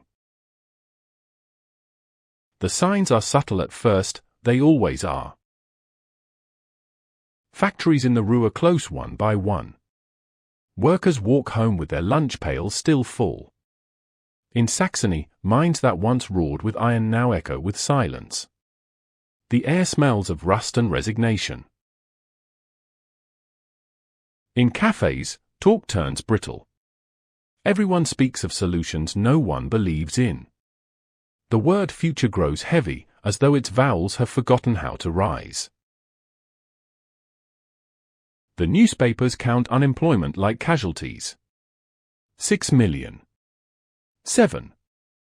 8. Numbers too large to imagine become easier to ignore. The League of Nations sends condolences disguised as resolutions. Its members shake hands, smile for cameras, and return home to economies collapsing in slow motion. In Rome, the crowd still cheer their dues. In Moscow, factories built by fear hum day and night. In Tokyo, generals whisper about destiny. The world hums with ambition while calling itself peaceful. And in Germany, in those tired, smoke-colored streets, the old wound begins to pulse again. Posters appear with a face that has learned how to smile without warmth. Beneath it, a slogan promises strength, unity, rebirth. It says what the starving already feel: you have suffered enough. The rallies grow. Torches rise. The air smells of paraffin and certainty. People who once shrugged now listen. People who once listened now shout. Across the radio, the same voice repeats, hypnotic, rhythmic, patient. It speaks of betrayal, of destiny, of the will of a nation denied. Each phrase ends like a verdict. The journalists call it a movement. The old generals call it discipline. The churches call it a revival. Few call it danger. In Parliament, debates turn into duels of shouting. Chairs scrape, tempers flare. Outside, uniformed youths march in step to songs about unity. The rhythm of boots replaces the rhythm of reason. In January 1932, the unemployment line in Berlin stretches longer than the street that holds it. Snow falls on shoulders bent with silence. No one speaks. Everyone listens, to hunger, to rumor, to the next promise. Elections again. Ballots printed, folded, counted. Each vote feels heavier than a stone. Democracy trembles under the weight of despair. By nightfall, the results sweep across radio waves. The extremists have surged. A new flag flutters in the dark. The symbol is old geometry, sharp, simple, unforgettable. The streets fill with songs, torches, and fists raised to imaginary heavens. The Republic's defenders whisper that it is only noise, only theater, only temporary. Temporary, the most dangerous word in politics. Around Europe, diplomats take note, then take comfort in distraction. France strengthens fortifications. Britain balances budgets. America turns inward, closing shutters against the foreign wind. Every nation believes it can wait out history. No one remembers that history does not sleep. In a small apartment in Munich, a typewriter clicks late into the night. The man writing is meticulous.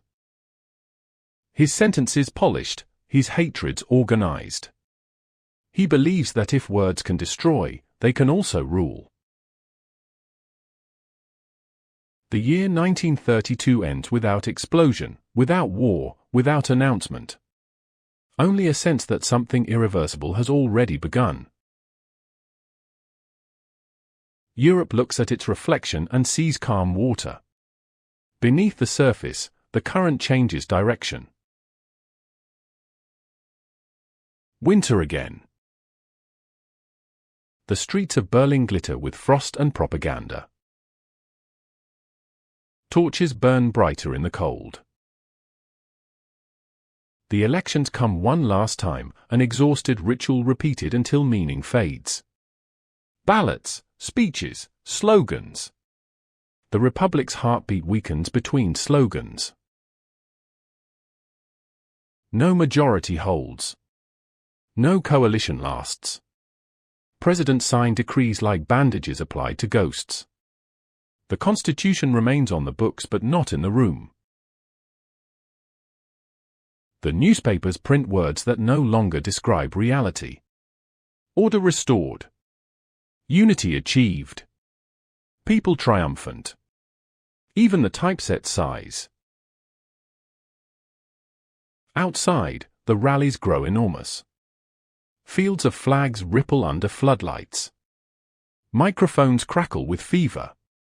The voice that began in beer halls now fills stadiums. It promises everything: jobs, bread, revenge, belonging. The crowd answers with thunder. Fear begins to look like faith. The old politicians try to negotiate with it. They imagine it can be contained, managed, civilized. They forget that fire consumes those who feed it. January 1933. The snow falls as quietly as paper. In the presidential palace, doors close softly. Conversations unfold in whispers. Outside, the city waits without knowing it is waiting for history to turn the page. An appointment is made. A chancellor is named. A man once dismissed as a fanatic walks up the marble steps. Cameras flash. He salutes. The nation exhales. At that moment, peace still exists, technically. The treaties are unbroken. The diplomats still dine. The League of Nations still meets, still talks, still believes in procedure. But something invisible shifts. In that instant, the peace signed in 1919, the fragile, punitive, desperate peace, quietly dies. It does not die with guns. It dies with applause. Flags wave, bands play, cameras capture smiles. The man on the balcony raises his hand, and the crowd answers as one body. The echo travels across the Brandenburg Gate, down the avenues, through the ruins rebuilt too soon. The Republic, worn thin by compromise, bows out without a sound. Factories reopen. The unemployed find uniforms waiting. Propaganda replaces hunger with purpose.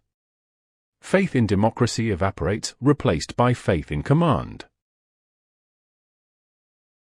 In foreign capitals, diplomats issue congratulations. Some sigh with relief, thinking at least Germany has found stability. They mistake motion for direction, order for safety. In Paris, editors write cautious optimism. In London, columnists call it an experiment worth observing.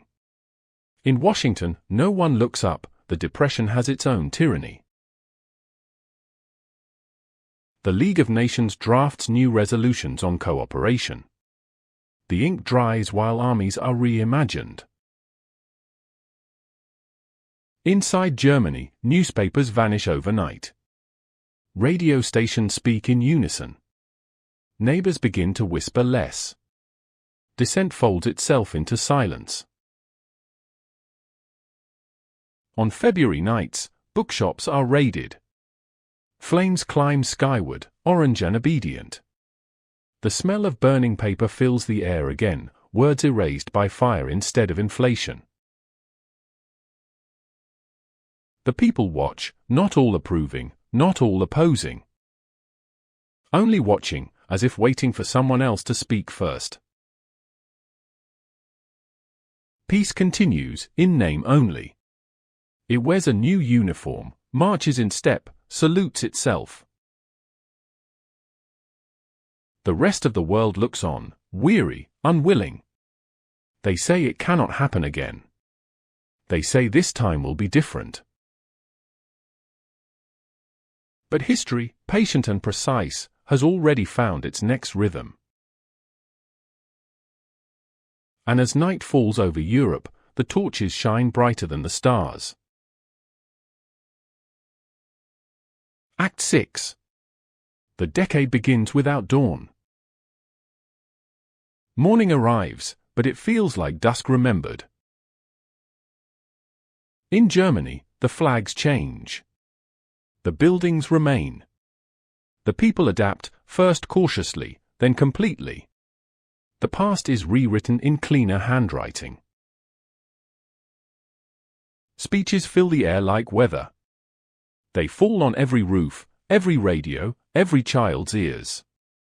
Each sentence begins with unity and ends with obedience. Posters bloom across walls, bright and absolute. Smiles printed on command. eye staring forward, unblinking. The future, it says, has returned. Factories reopen, streets are swept, parades march. For the first time in years, people have work, food, order. They mistake relief for redemption. The world watches, curious. Some impressed. Some uneasy. All tired. The depression has made skeptics of idealists. If tyranny feeds the hungry, perhaps it is merely another kind of progress. Books vanish quietly from shelves. Professors lose their titles overnight. Neighbors vanish. Doors close faster. The trains run on time. In Berlin, torchlight parades roll through midnight streets, rivers of flame winding between stone buildings. Drums echo like heartbeats. The air hums with belonging. A voice speaks above them all, measured, magnetic. It offers certainty to those starved of it. It calls obedience faith, and fear loyalty. The crowd listens, breathes, believes. Across the border, Europe hesitates. France reinforces its lines, Britain sends notes of concern. America looks away. The League of Nations schedules another meeting. The Treaty of Versailles, once sacred, is read like a relic, interesting, irrelevant. The clauses that bound armies and borders now sound naive, written for a world that no longer exists. In 1934, the first purges begin. Enemies of the state, real and imagined, are erased like pencil marks. A new order consolidates. The silence deepens. Factories begin to hum not with commerce, but with preparation. Steel, fuel, uniforms. The economy rises again, but its rhythm sounds different, steadier, faster, martial. Children in schools draw maps of a greater nation. They color borders that reach beyond memory. Their teachers smile softly, as if seeing prophecy come true. In the countryside, radios bring the city's voice into every farmhouse. The air itself becomes an instrument of persuasion. The people learn to nod in unison. Meanwhile, the rest of the world convinces itself there is balance. Diplomats dine, generals visit, handshakes are photographed. The illusion of cooperation glows like candlelight before a draft. In Italy, Mussolini boasts of empire reborn. In Japan, soldiers march through Manchuria under banners that promise destiny. Everywhere, ambition calls itself necessity. The League of Nations writes condemnations that end with commas instead of consequences. And through it all, the memory of 1919 lingers, the treaty that dreamed of peace now whispered as a curse. Its paper has yellowed, but its ghosts walk. Europe drifts. The air grows heavier. Radios crackle with speeches, footsteps, commands. The crowd learns to cheer on cue. Night after night, the torches return, bright against the dark, mesmerizing in their repetition. To some, it feels like strength. To others, a rehearsal. Peace still exists, but no one believes it anymore. It begins quietly, almost politely. A speech, a march, a flag raised where none was permitted. The papers call it restoration. The crowd calls it justice. The world calls it concerning. The Treaty of Versailles, once iron law, now lies folded at the bottom of drawers. Each clause, each limit, each promise, treated like an inconvenient superstition. In March 1935, Germany announces what everyone already knows: the Air Force exists. Pilots salute the sky. Engines roar where silence was required. The paper that forbade them remains unsigned, unread, unimportant. The next week, conscription returns. Drums echo in schoolyards. Young men stand taller, as if shame itself has been lifted from their shoulders. Mothers cry in private, half pride, half fear. The world sends notes of protest. They arrive, are acknowledged, filed, forgotten. In Paris, ministers argue whether a treaty already broken can still be defended. In London, debate becomes delay. In Geneva, the League of Nations drafts another resolution that ends with hope instead of consequence. On the radio, the voice in Berlin calls it renewal, the righting of wrongs, the undoing of humiliation. Crowds cheer. Flags bloom. The word peace is replaced by a strength. Factories work through the night, forging futures out of steel. The air smells of oil and destiny. Children draw tanks in school notebooks and receive applause. And still, the world watches. Not blind, only tired. The memory of the last war is too loud for courage. In Ethiopia, Italian planes drop bombs on villages that have never heard of Europe's peace. The League condemns the attack, then does nothing. The smoke rises like a question mark that will never be answered. Abyssinia burns, and the world applauds sanctions written in pencil. Hitler watches, learning. He sees that outrage fades faster than interest, that the world prefers embarrassment to effort. He takes notes. In 1936, German troops cross the Rhine. No battle, no resistance, only footsteps on forbidden ground. Civilians watch from windows, astonished that war has not followed. The soldiers carry flowers in their rifle barrels.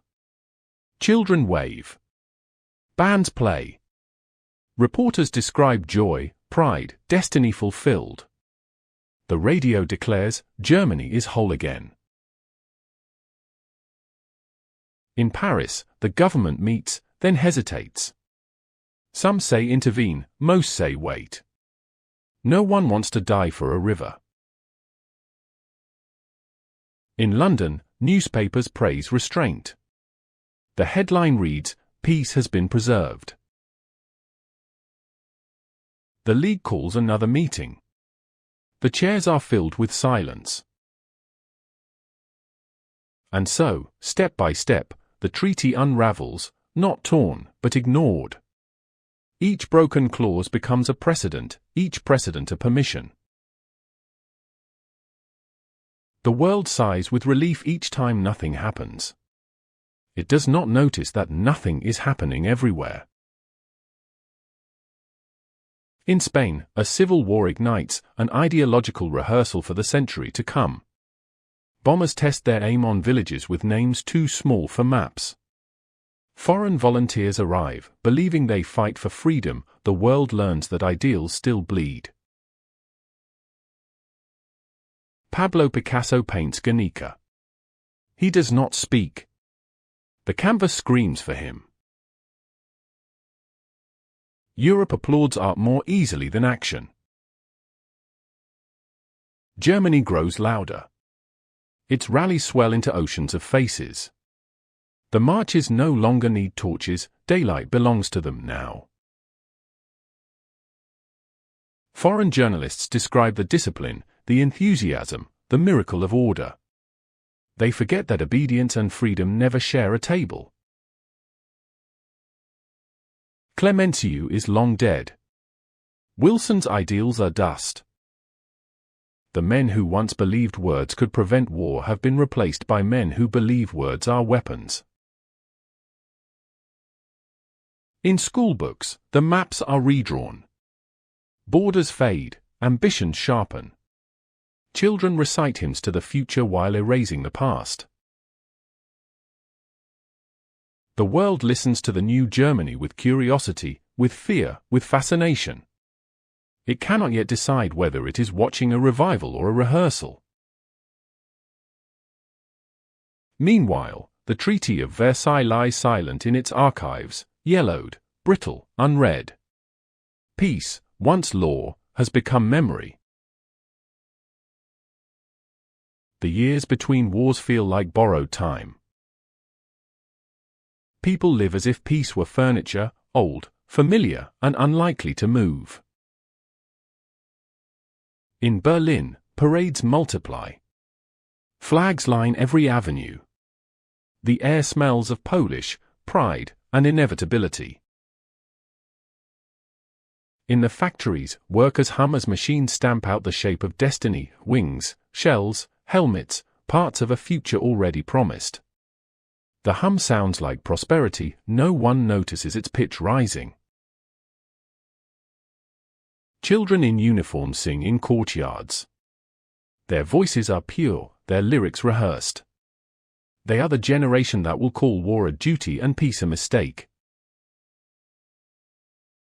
The newspapers call it renewal. They print photographs of shining steel and smiling faces. The word confidence returns to the headlines. And yet, under every photograph, the paper itself seems to tremble. Across Europe, rearmament begins quietly. Airfields expand. Shipyards hum. Borders harden again. Politicians insist it is precaution, not preparation. France builds walls of concrete and steel, the Maginot Line, a fortress facing yesterday's enemy. Britain builds airplanes and excuses. In Vienna, waltzes still play. Chandeliers still glow. But beneath the music, footsteps march closer. Austria feels the pull of gravity disguised as kinship. The world watches again. Diplomats issue statements full of verbs that mean nothing. Observe. Consult. Recommend. The language of hesitation grows fluent. The next year, 1938, spring arrives with soldiers. The Anschluss, a word that means union, but sounds like surrender. German troops cross the border into Austria with flowers in their rifles. No gunfire, no resistance. The crowd cheers, because cheering feels safer than silence. In Vienna, people wake to find the flags changed overnight. Neighbors smile too widely. A few disappear before morning. The world reacts with shock, then routine. Protests, telegrams, speeches, all written in the grammar of regret. 6 months later, Hitler sets his eyes on Czechoslovakia, a nation born from Versailles itself. He calls it a correction, not a conquest. He calls it self-determination. He uses Wilson's language to bury Wilson's dream. In Munich, the leaders meet. Chamberlain, Daladier, Mussolini, Hitler. They pose for photographs, pens ready. No Czechoslovak sits at the table. Papers are signed. Smiles exchanged. Chamberlain returns to London holding peace by the corner of a page. He waves it from the window of his airplane. Peace for our time, he says. The crowd believes him because they need to sleep that night. In Prague, a woman folds that same newspaper into kindling. The ink burns quickly. Europe exhales in relief, the most dangerous emotion of all. But the relief lasts only until the spring. 1939 arrives like a sentence without punctuation. March, German tanks roll into what remains of Czechoslovakia. No treaties stop them. The signatures of Munich fade faster than rain on glass. Break time equals 1. 8s/. The illusion finally breaks, not with shouts but with realization, there is no peace left to fracture. The British Prime Minister no longer smiles for cameras. France mobilizes in silence. The League of Nations meets one last time and adjourns forever. In August, an even darker pact is signed, Germany and the Soviet Union, two ideologies sworn to hate each other, now bound by convenience. They divide Europe on paper, as if learning nothing from the last attempt. 1 week later, the troops are already moving. September 1, 1939. Dawn breaks over Poland. The air fills with the hum of engines and the beginning of sirens. The Second World War begins not as thunder, but as repetition. Act 7. He was born in a border town where languages met like weather fronts. Austrian by accident, German by aspiration, poor by circumstance. The boy grew among fields and railway smoke, dreaming of order in a world already untidy. His father was stern, a customs officer who measured respect by silence. His mother gentle, devout, fading too soon. The boy liked to draw buildings, lines neat, precise, disciplined. A perfect world, one ruler at a time. He failed where others merely stumbled. The art school rejected him twice. His sketches, they said, lacked people. He preferred walls to faces. Vienna, at the turn of the century, glittered with intellect and anxiety. Freud walked its streets, Mahler conducted its orchestras, Klimt painted gold and longing. The young man wandered among it all, poor, observant, resentful. He sold postcards to tourists and read pamphlets no one else bothered to finish. In the soup kitchens, in the dormitories, he learned that hatred can sound like logic when spoken softly enough.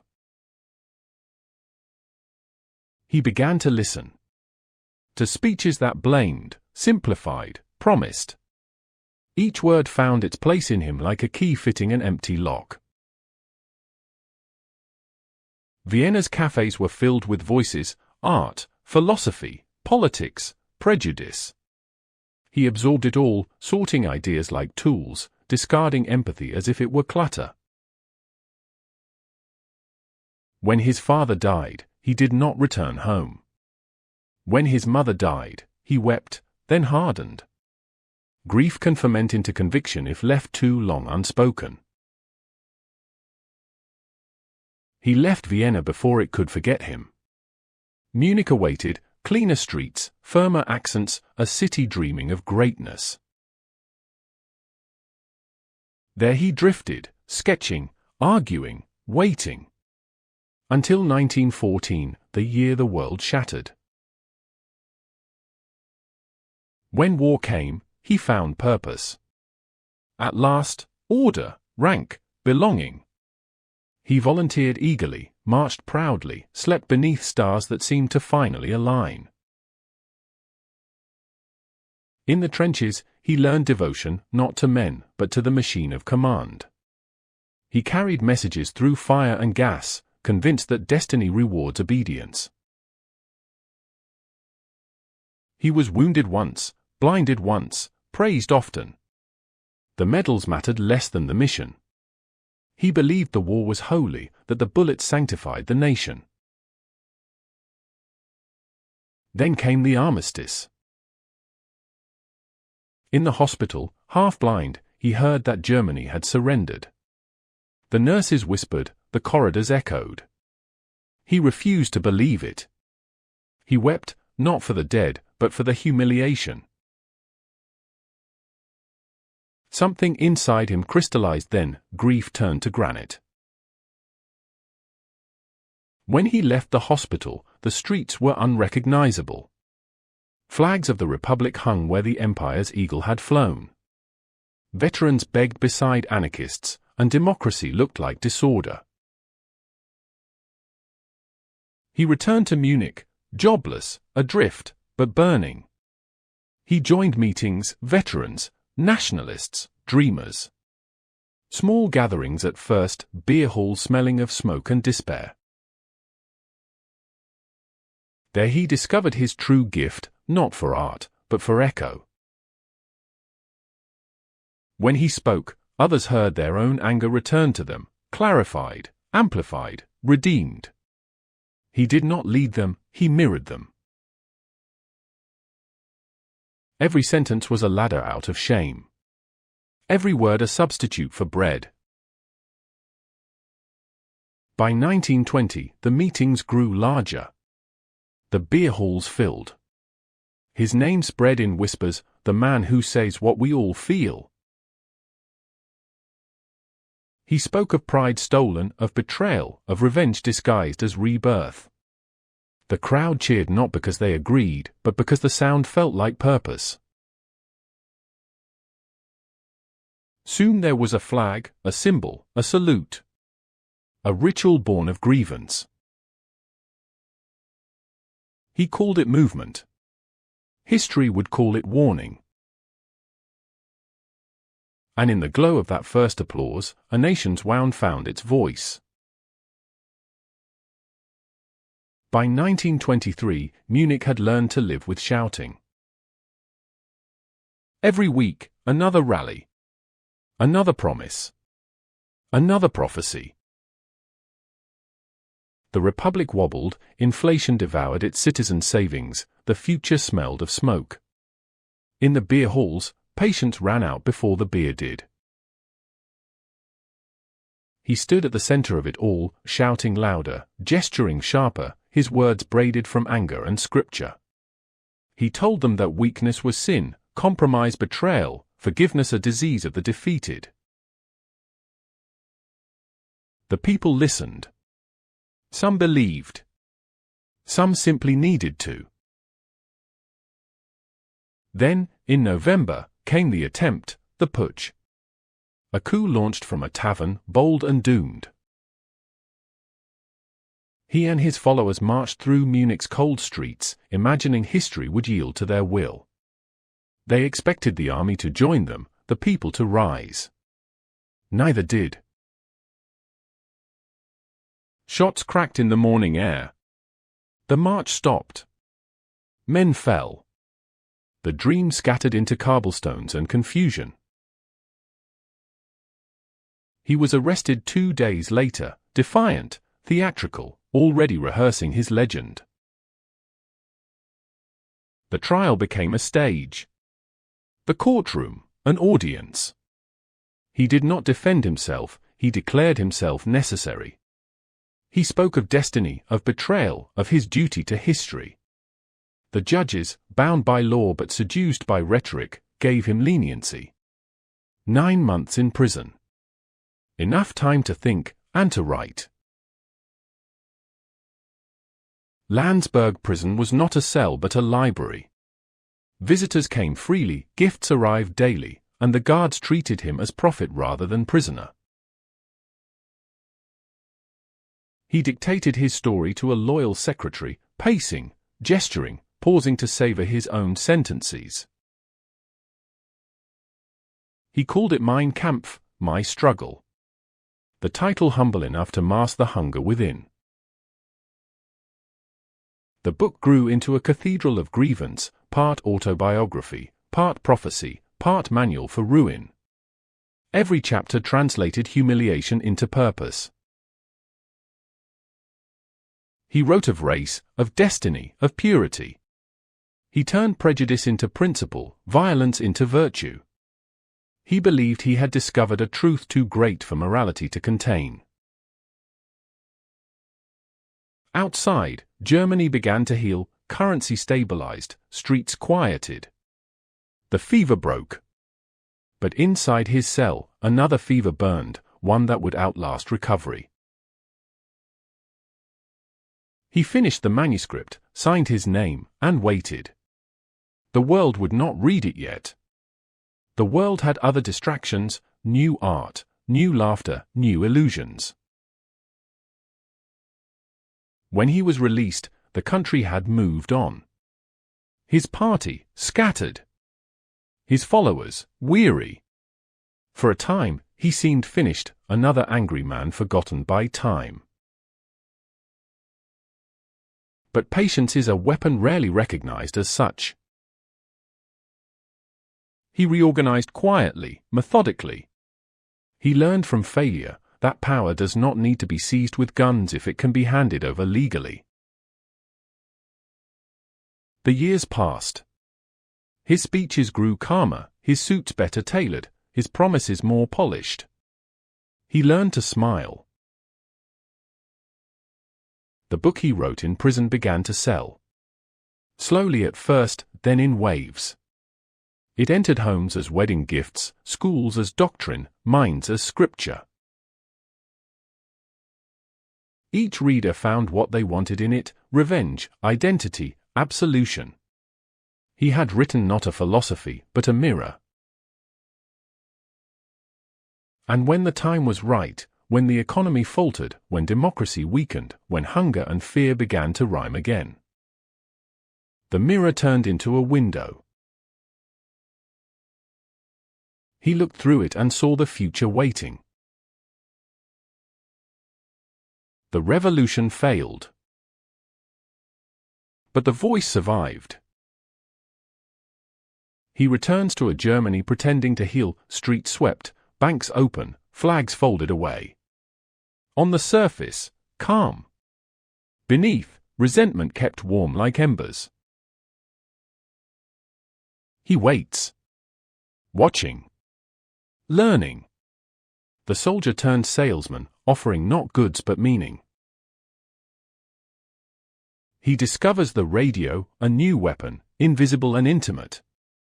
It carries his voice into living rooms, kitchens, classrooms.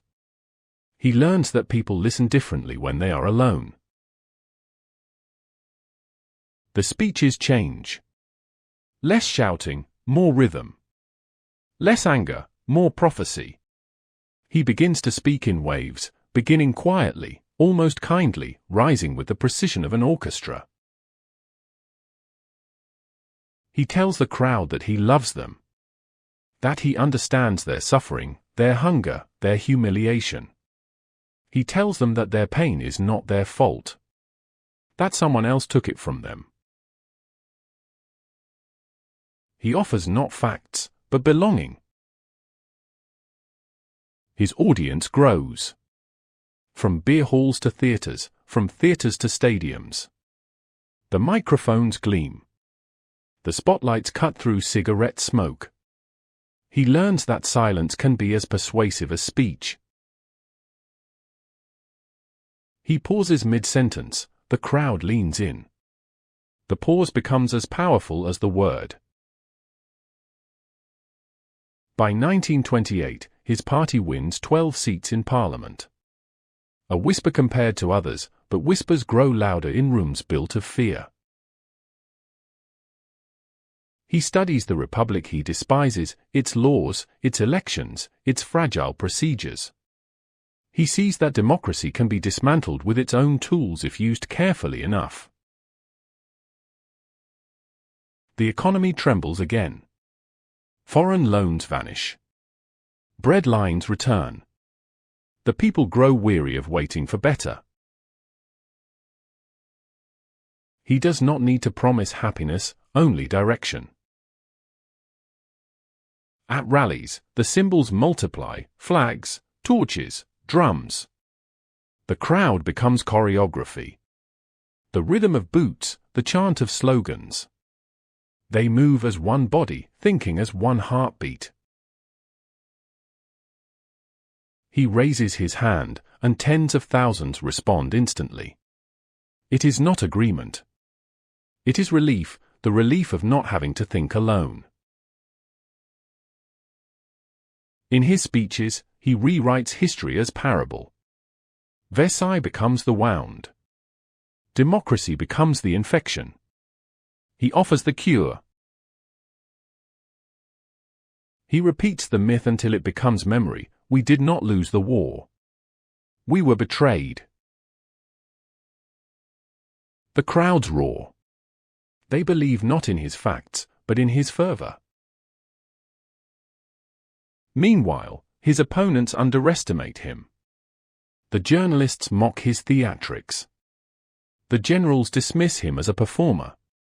The intellectuals call him absurd. They are correct and wrong. He surrounds himself with true believers, efficient, loyal, ruthless.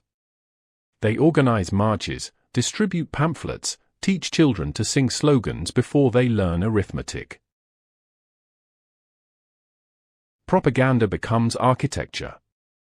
Posters, films, parades, all designed to make obedience feel beautiful. The world watches and shrugs. Another populist, another angry man. No one yet understands how closely his anger rhymes with theirs. In 1930, the Great Depression arrives like a second war without gunfire. Factories fall silent. Hunger walks the streets again. Fear becomes currency. His party rises in the polls. 12 seats become 100. Then 200. Then nearly the majority. He has learned that people who have lost everything will trade freedom for certainty. By 1932, his rallies are oceans. Lights sweep the crowd. The microphones hum. He speaks, and the world tilts. The cameras capture his gestures, his pauses, his perfection of fury. He becomes myth while still alive, a man mistaken for movement, a movement mistaken for salvation. And when power finally reaches out its hand, he takes it as though it were always his. He enters the chancellery not as conqueror, but as guest. He promises order. The weary accept. The revolution is complete, achieved not with bullets, but ballots. The voice becomes the nation. And the nation becomes the voice. What began in whispers now fills every room. Radios hum with sermons of strength. Posters bloom like wildflowers after storm. His face, once a photograph, becomes a symbol, too large to question, too familiar to fear. The people adjust. They always do. They wake to music and announcements, each morning scripted by authority. They walk past flags that flutter like reminders of unity. Children raise their arms before they learn to write their names. He speaks to them often, through parades, through speeches, through silence. His pauses are commandments. His certainty, contagious. He tells them that history is alive again, that Germany, humiliated no longer, stands reborn. The crowd listens, breathes, believes. They cheer for themselves, not for him. But in cheering, they make him real. Factories roar again. Fields bloom again. The trains run with precision that feels like pride. People have jobs, bread, purpose. Gratitude dulls suspicion. The newspapers print only harmony. Every headline praises the weather, the harvest, the leader. The past has been edited, the future has been scheduled. Dissent folds itself into silence. Some leave the country, others learn to lower their eyes. Most simply adapt. Comfort is persuasive. The rallies expand into oceans of obedience. Floodlights paint the night in geometry, order made visible. The crowd moves as one, breathes as one, chants as one. The sound becomes substance. He stands above them on the podium, hands raised, face lit by the torches of devotion. To the cameras, he looks eternal. To himself, indispensable. The old generals return, saluting reluctantly. The industrialists shake his hand, relieved that business is back. The priests bless him, afraid not to. Propaganda replaces conversation. Radio replaces reflection. The nation learns to dream in the same direction. Every speech rewrites another wound. Versailles becomes myth, guilt becomes glory. He tells them they were chosen by destiny, sculpted by suffering, purified by hunger. The people nod. They have waited years for their pain to mean something. He gives them meaning, simple, seductive, shared.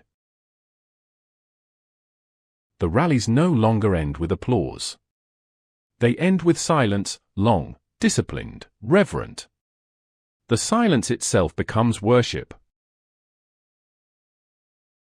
Germany's streets gleam at night, torches, banners, music. Foreign visitors marvel at the order, the enthusiasm, the choreography of conviction. They call it unity. They do not see that unity and fear wear the same mask. In quiet towns, trains begin to move more often. New camps are built in forests. The newspapers call them work centers. The neighbors stop asking questions. The poets fall silent. The teachers read from new books. The youth sing of tomorrow with perfect pitch. Tomorrow listens. By 1936, Germany hosts the world, the Olympics. Flags from every nation flutter beside the swastika. Foreign guests applaud the cleanliness, the grandeur, the illusion. Cameras pan across smiling athletes, shining stadiums, perfect choreography. For 2 weeks, the world believes what it wants to believe, that peace has returned in a smarter uniform. When the games end, the guests leave with photographs. The cameras stay. The next year, Austria is absorbed. The year after, Czechoslovakia is betrayed. Each step wrapped in celebration, each invasion choreographed as homecoming. The crowds cheer louder. The victories arrive faster. The rhythm quickens. The music grows darker. In this trance, he no longer speaks to the nation, he speaks as it. The distinction dissolves. The mirror holds only one reflection. And when he looks into that mirror, he sees not himself, but destiny smiling back. Act 8. The chains are not broken in anger. They are untied, politely. One decree at a time. One march at a time. One silence at a time. By 1936, Germany stands taller. Its wounds stitched, its pride polished, its promises rehearsed. Versailles, once the sentence, is now the joke. The army is rebuilt in daylight. The Luftwaffe trains above fields once forbidden. The steel of industry hums with new purpose. Tanks disguised as tractors, airfields disguised as farms. Inspectors come and leave impressed. They write reports about progress, not violation. No one wishes to notice. In 1936, the Rhineland is reoccupied. The first open wound of the treaty reopened without anesthesia. Tens of thousands march across the bridges, boots clattering where once they were banned. No shots fired. No resistance met. Only applause from windows. France watches and waits. Britain debates and delays. The League drafts and dissolves. Peace survives again, but smaller, weaker, frightened. Every inaction becomes invitation. In speeches, Hitler calls it the correction of injustice. He does not mention the next corrections already drawn in his mind. The applause from abroad is quieter now. Not approval, but relief. Relief is the first refuge of denial. Factories expand. Scientists return. Engineers design miracles disguised as necessity. In schools, new maps are drawn. Children trace borders not as they are, but as they are meant to be. The youth march through towns. Their uniforms spotless, their songs bright. They smile as they chant about destiny, because destiny sounds like a promise when sung in unison. By 1938, the word forbidden has vanished from the German language. The generals who once doubted now salute. The industrialists who once hesitated now profit. The world that once punished now pretends to negotiate. Hitler stands at the balcony. His hand raised, his voice calm, his message simple. Germany only wants peace. A peace large enough to include everything it desires. The diplomats nod. The journalists write. The public sighs with relief again. And so, Versailles, that dream of peace written in punishment, crumbles under the weight of its own silence. Spring arrives dressed as triumph. Vienna wakes to banners that were printed in advance. German troops cross the border without resistance. No shots, no protests, only flowers, music, and the steady rhythm of boots on cobblestone. It is called Anschluss, a word that means union. But the sound of it, the hush that follows, feels more like surrender. Crowds cheer because cheering is safer than silence. Reporters describe the enthusiasm of the people. They do not mention who is missing from the photographs. The world protests politely. Letters are sent. Nothing happens. The borders of the treaty vanish in daylight. The ink of 1919 fades under the sunlight of 1938. One man has redrawn the map with words and parades. The world, exhausted by the memory of the last war, mistakes boldness for peacekeeping. In Paris, arguments fill the cafes. In London, papers whisper appeasement. The word sounds noble in print, cowardly in hindsight. That autumn, the next demand arrives. Czechoslovakia, small, proud, and betrayed before it can even object. Hitler calls it self-determination. He borrows the phrase from Wilson's 14 points, turning idealism into irony. In Munich, for men meet. Hitler, Mussolini, Daladier, Chamberlain. No Czechoslovak voice is invited. The meeting lasts through the night. The pens scratch, the cameras flash. Promises are made to prevent war by surrendering its prelude. When Chamberlain returns to London, he steps from his airplane holding the paper like a relic. "Peace for our time," he says, smiling with relief that history will not demand more of him. The crowd cheers.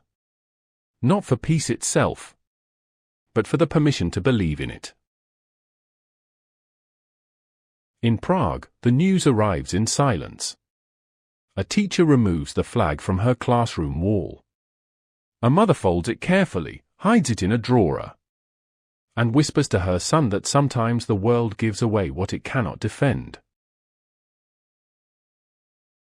The next morning, soldiers march through Czech streets. Polite, efficient, smiling for the cameras. The occupation feels choreographed, as though conquest has learned to waltz. Europe sighs again.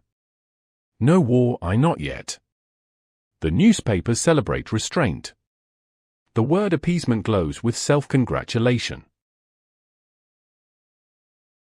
But peace is already dying. Not from attack, but from erosion. In the months that follow, Poland watches uneasily. France reinforces old forts.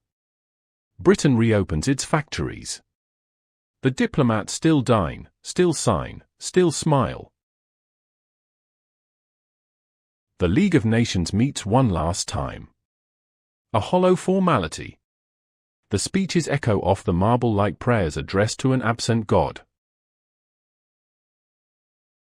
In Berlin, Hitler stands before his generals. The table before him is covered in maps. He points not at borders, but at possibilities. The men nod. No one dares to speak of limits anymore. Outside, the city glows with celebration. Flags, fireworks, orchestras. The crowd roars in joy. But in the distance, you can almost hear engines warming. The world pretends to sleep. But history, wide awake, begins counting down. Act 9. It begins again, quietly, inevitably. September 1st, 1939. Dawn breaks over Poland. Engines hum. Bombers cross the sky like dark birds returning to familiar fields. The first explosions roll across the plains, soft at first, then everywhere. The war that was never meant to return has come home. Within days, France and Britain declare war, words spoken without conviction, echoing down corridors already empty of courage. Across Europe, radios crackle. Families gather around them, motionless, as if listening harder could change the message. The soldiers march again. Boots on cobblestone. Trains filled with youth and silence. Mothers at windows. History repeating itself, perfectly rehearsed. In Berlin, the flags rise again. In Warsaw, buildings fall. In London, sirens test their voices. In Paris, cafes go dark. The world had promised itself never again.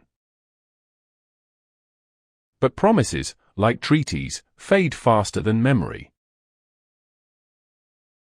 Within months, the lines collapse. Poland is divided, erased, absorbed. Civilians flee with carts and prayers. Borders blur under smoke. Germany celebrates efficiency. The Blitzkrieg, lightning war. It feels less like battle than demolition. Winter arrives, bringing order to the destruction. Snow covers the graves, neat and impartial. In the west, France fortifies its silence. Behind the Maginot Line, soldiers wait for a war that has already passed them by. In 1940, the storm moves again, north to Denmark, west to Norway, south to Belgium, then into France. The collapse is swift, almost polite. By June, Paris falls without a scream. The City of Light stands under shadow once more. The armistice is signed in the same railcar where Germany once surrendered. The gesture is deliberate. The echo unmistakable. Cameras flash. Flags flutter. The humiliation of 1919 is repaid with interest. The world that punished Germany now kneels before it. Versailles, at last, avenged. Across the Channel, Britain stands alone. The speeches of defiance echo through radios, calm, stubborn, unyielding. But even courage sounds tired when spoken under siege. The bombs fall. London burns. Night after night, the sky glows red. Families sleep in subways, wrapped in blankets and disbelief. And yet, the city endures. Each morning, the same people rise from the same ruins. They sweep the glass, hang new curtains, and call it defiance. In the east, the map changes again. Hitler turns toward his temporary ally, the Soviet Union. June 1941, Operation Barbarossa. The largest invasion in history. Millions march into the steppe. They do not return. Winter arrives early. Machines freeze. Soldiers starve. The promise of easy victory dissolves in the snow outside Moscow. Behind the front, a darker machinery begins to turn. Ghettos. Deportations. Camps. Trains. Silence. The final solution. Words chosen to sound clean, efficient, necessary. What follows has no language left to describe it. Europe becomes a graveyard built by design. The world learns new geography, Auschwitz, Treblinka, Sobibor. Places not on maps before, now burned into conscience forever. The nations that dreamed of peace now count their dead by millions. The century that began in optimism now measures its worth in ruins. America watches, waits, hesitates, until December 7, 1941. Pearl Harbor. Another sky on fire, another declaration. The world is one war again. Years pass in thunder. Cities vanish. Children grow old overnight. The music stops. The silence hums. By 1943, the tide begins to turn. Stalingrad, El Alamein, Kursk. The invincible begins to retreat. In Berlin, speeches grow louder to hide the sound of fear. The promises of destiny shrink to the size of survival. In the bunkers, the man who once filled stadiums now dictates to walls. His words, once fire, now ash.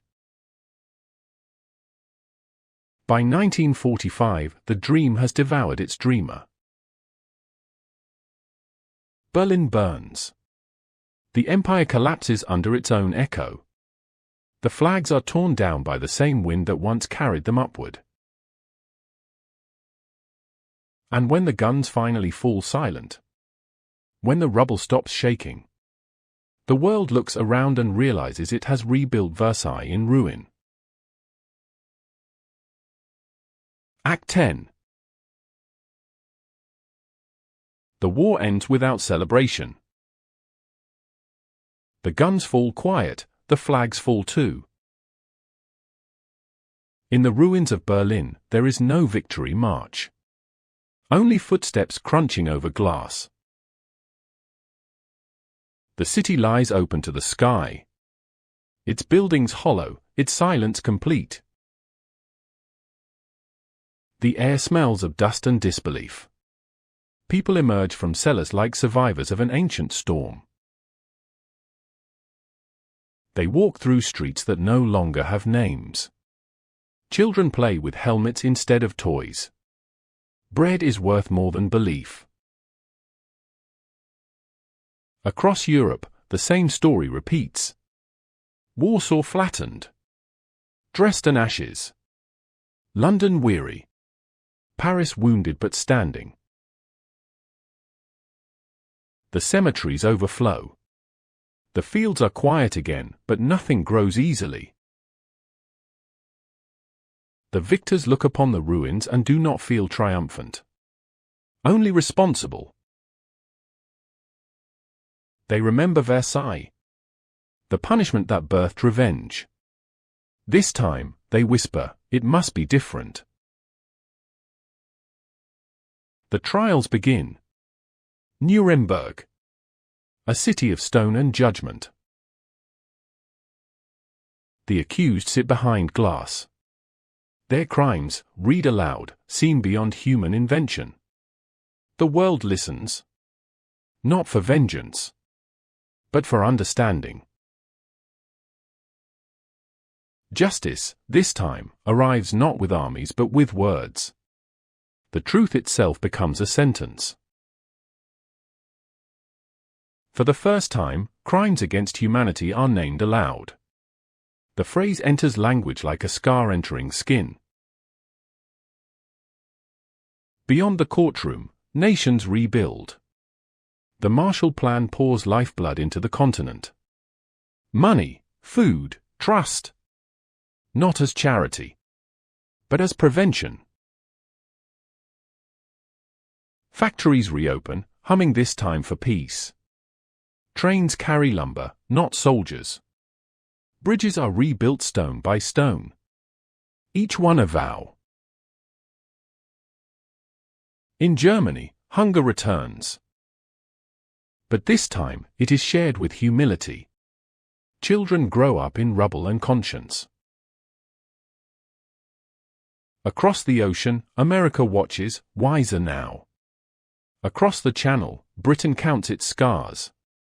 Across the East, the Soviet Union stretches wide and unyielding. The new world begins in fragments. Borders redrawn, alliances divided, fears reborn. But within that division, a fragile understanding takes root. Peace must be built, not imposed. Europe begins to speak again. First in trade. Then in treaties. Then, carefully, in trust. The United Nations forms. A parliament of hope seated on the ruins of failure. The same words are spoken, liberty, rights, dignity. But this time, they tremble less. In classrooms, children read of 2 wars and 1 warning. In churches, the prayers sound quieter, more honest.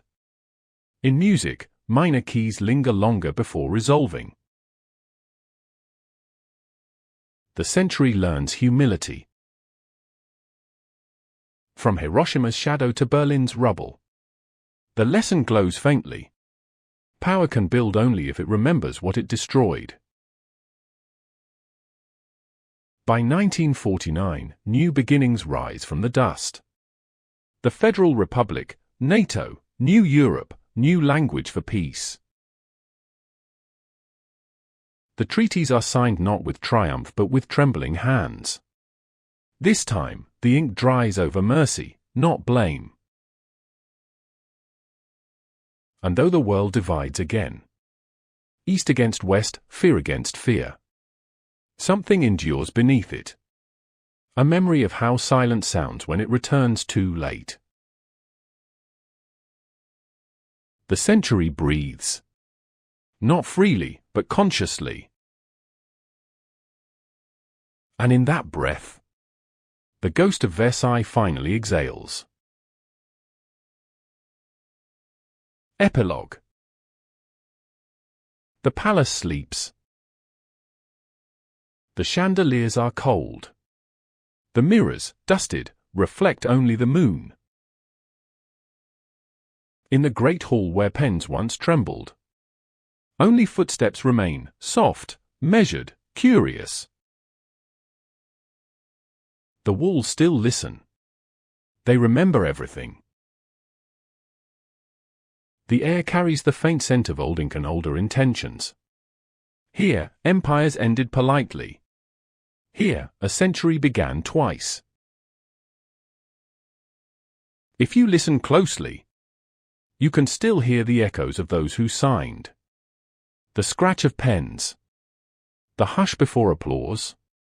The sigh of paper sealing its own prophecy. The treaties lie in archives now. Their edges curled like aging leaves. Their words, once commands, are now curiosities. Through the tall windows, moonlight drifts across the floor where kings once stood, and clerks once changed the world. The mirrors stretch into infinity, each reflection a reminder of what history does best: repeat itself beautifully until it forgets why. Dust dances where power once marched.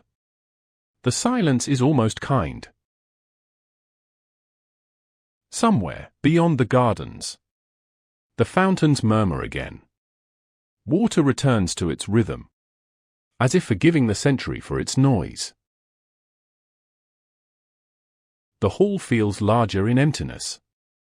Perhaps this is what peace sounds like. Not triumph, but quiet acceptance. No banners. No parades. No signatures. Only light. And the faint hum of the world learning to rest. History, at last, closes its eyes.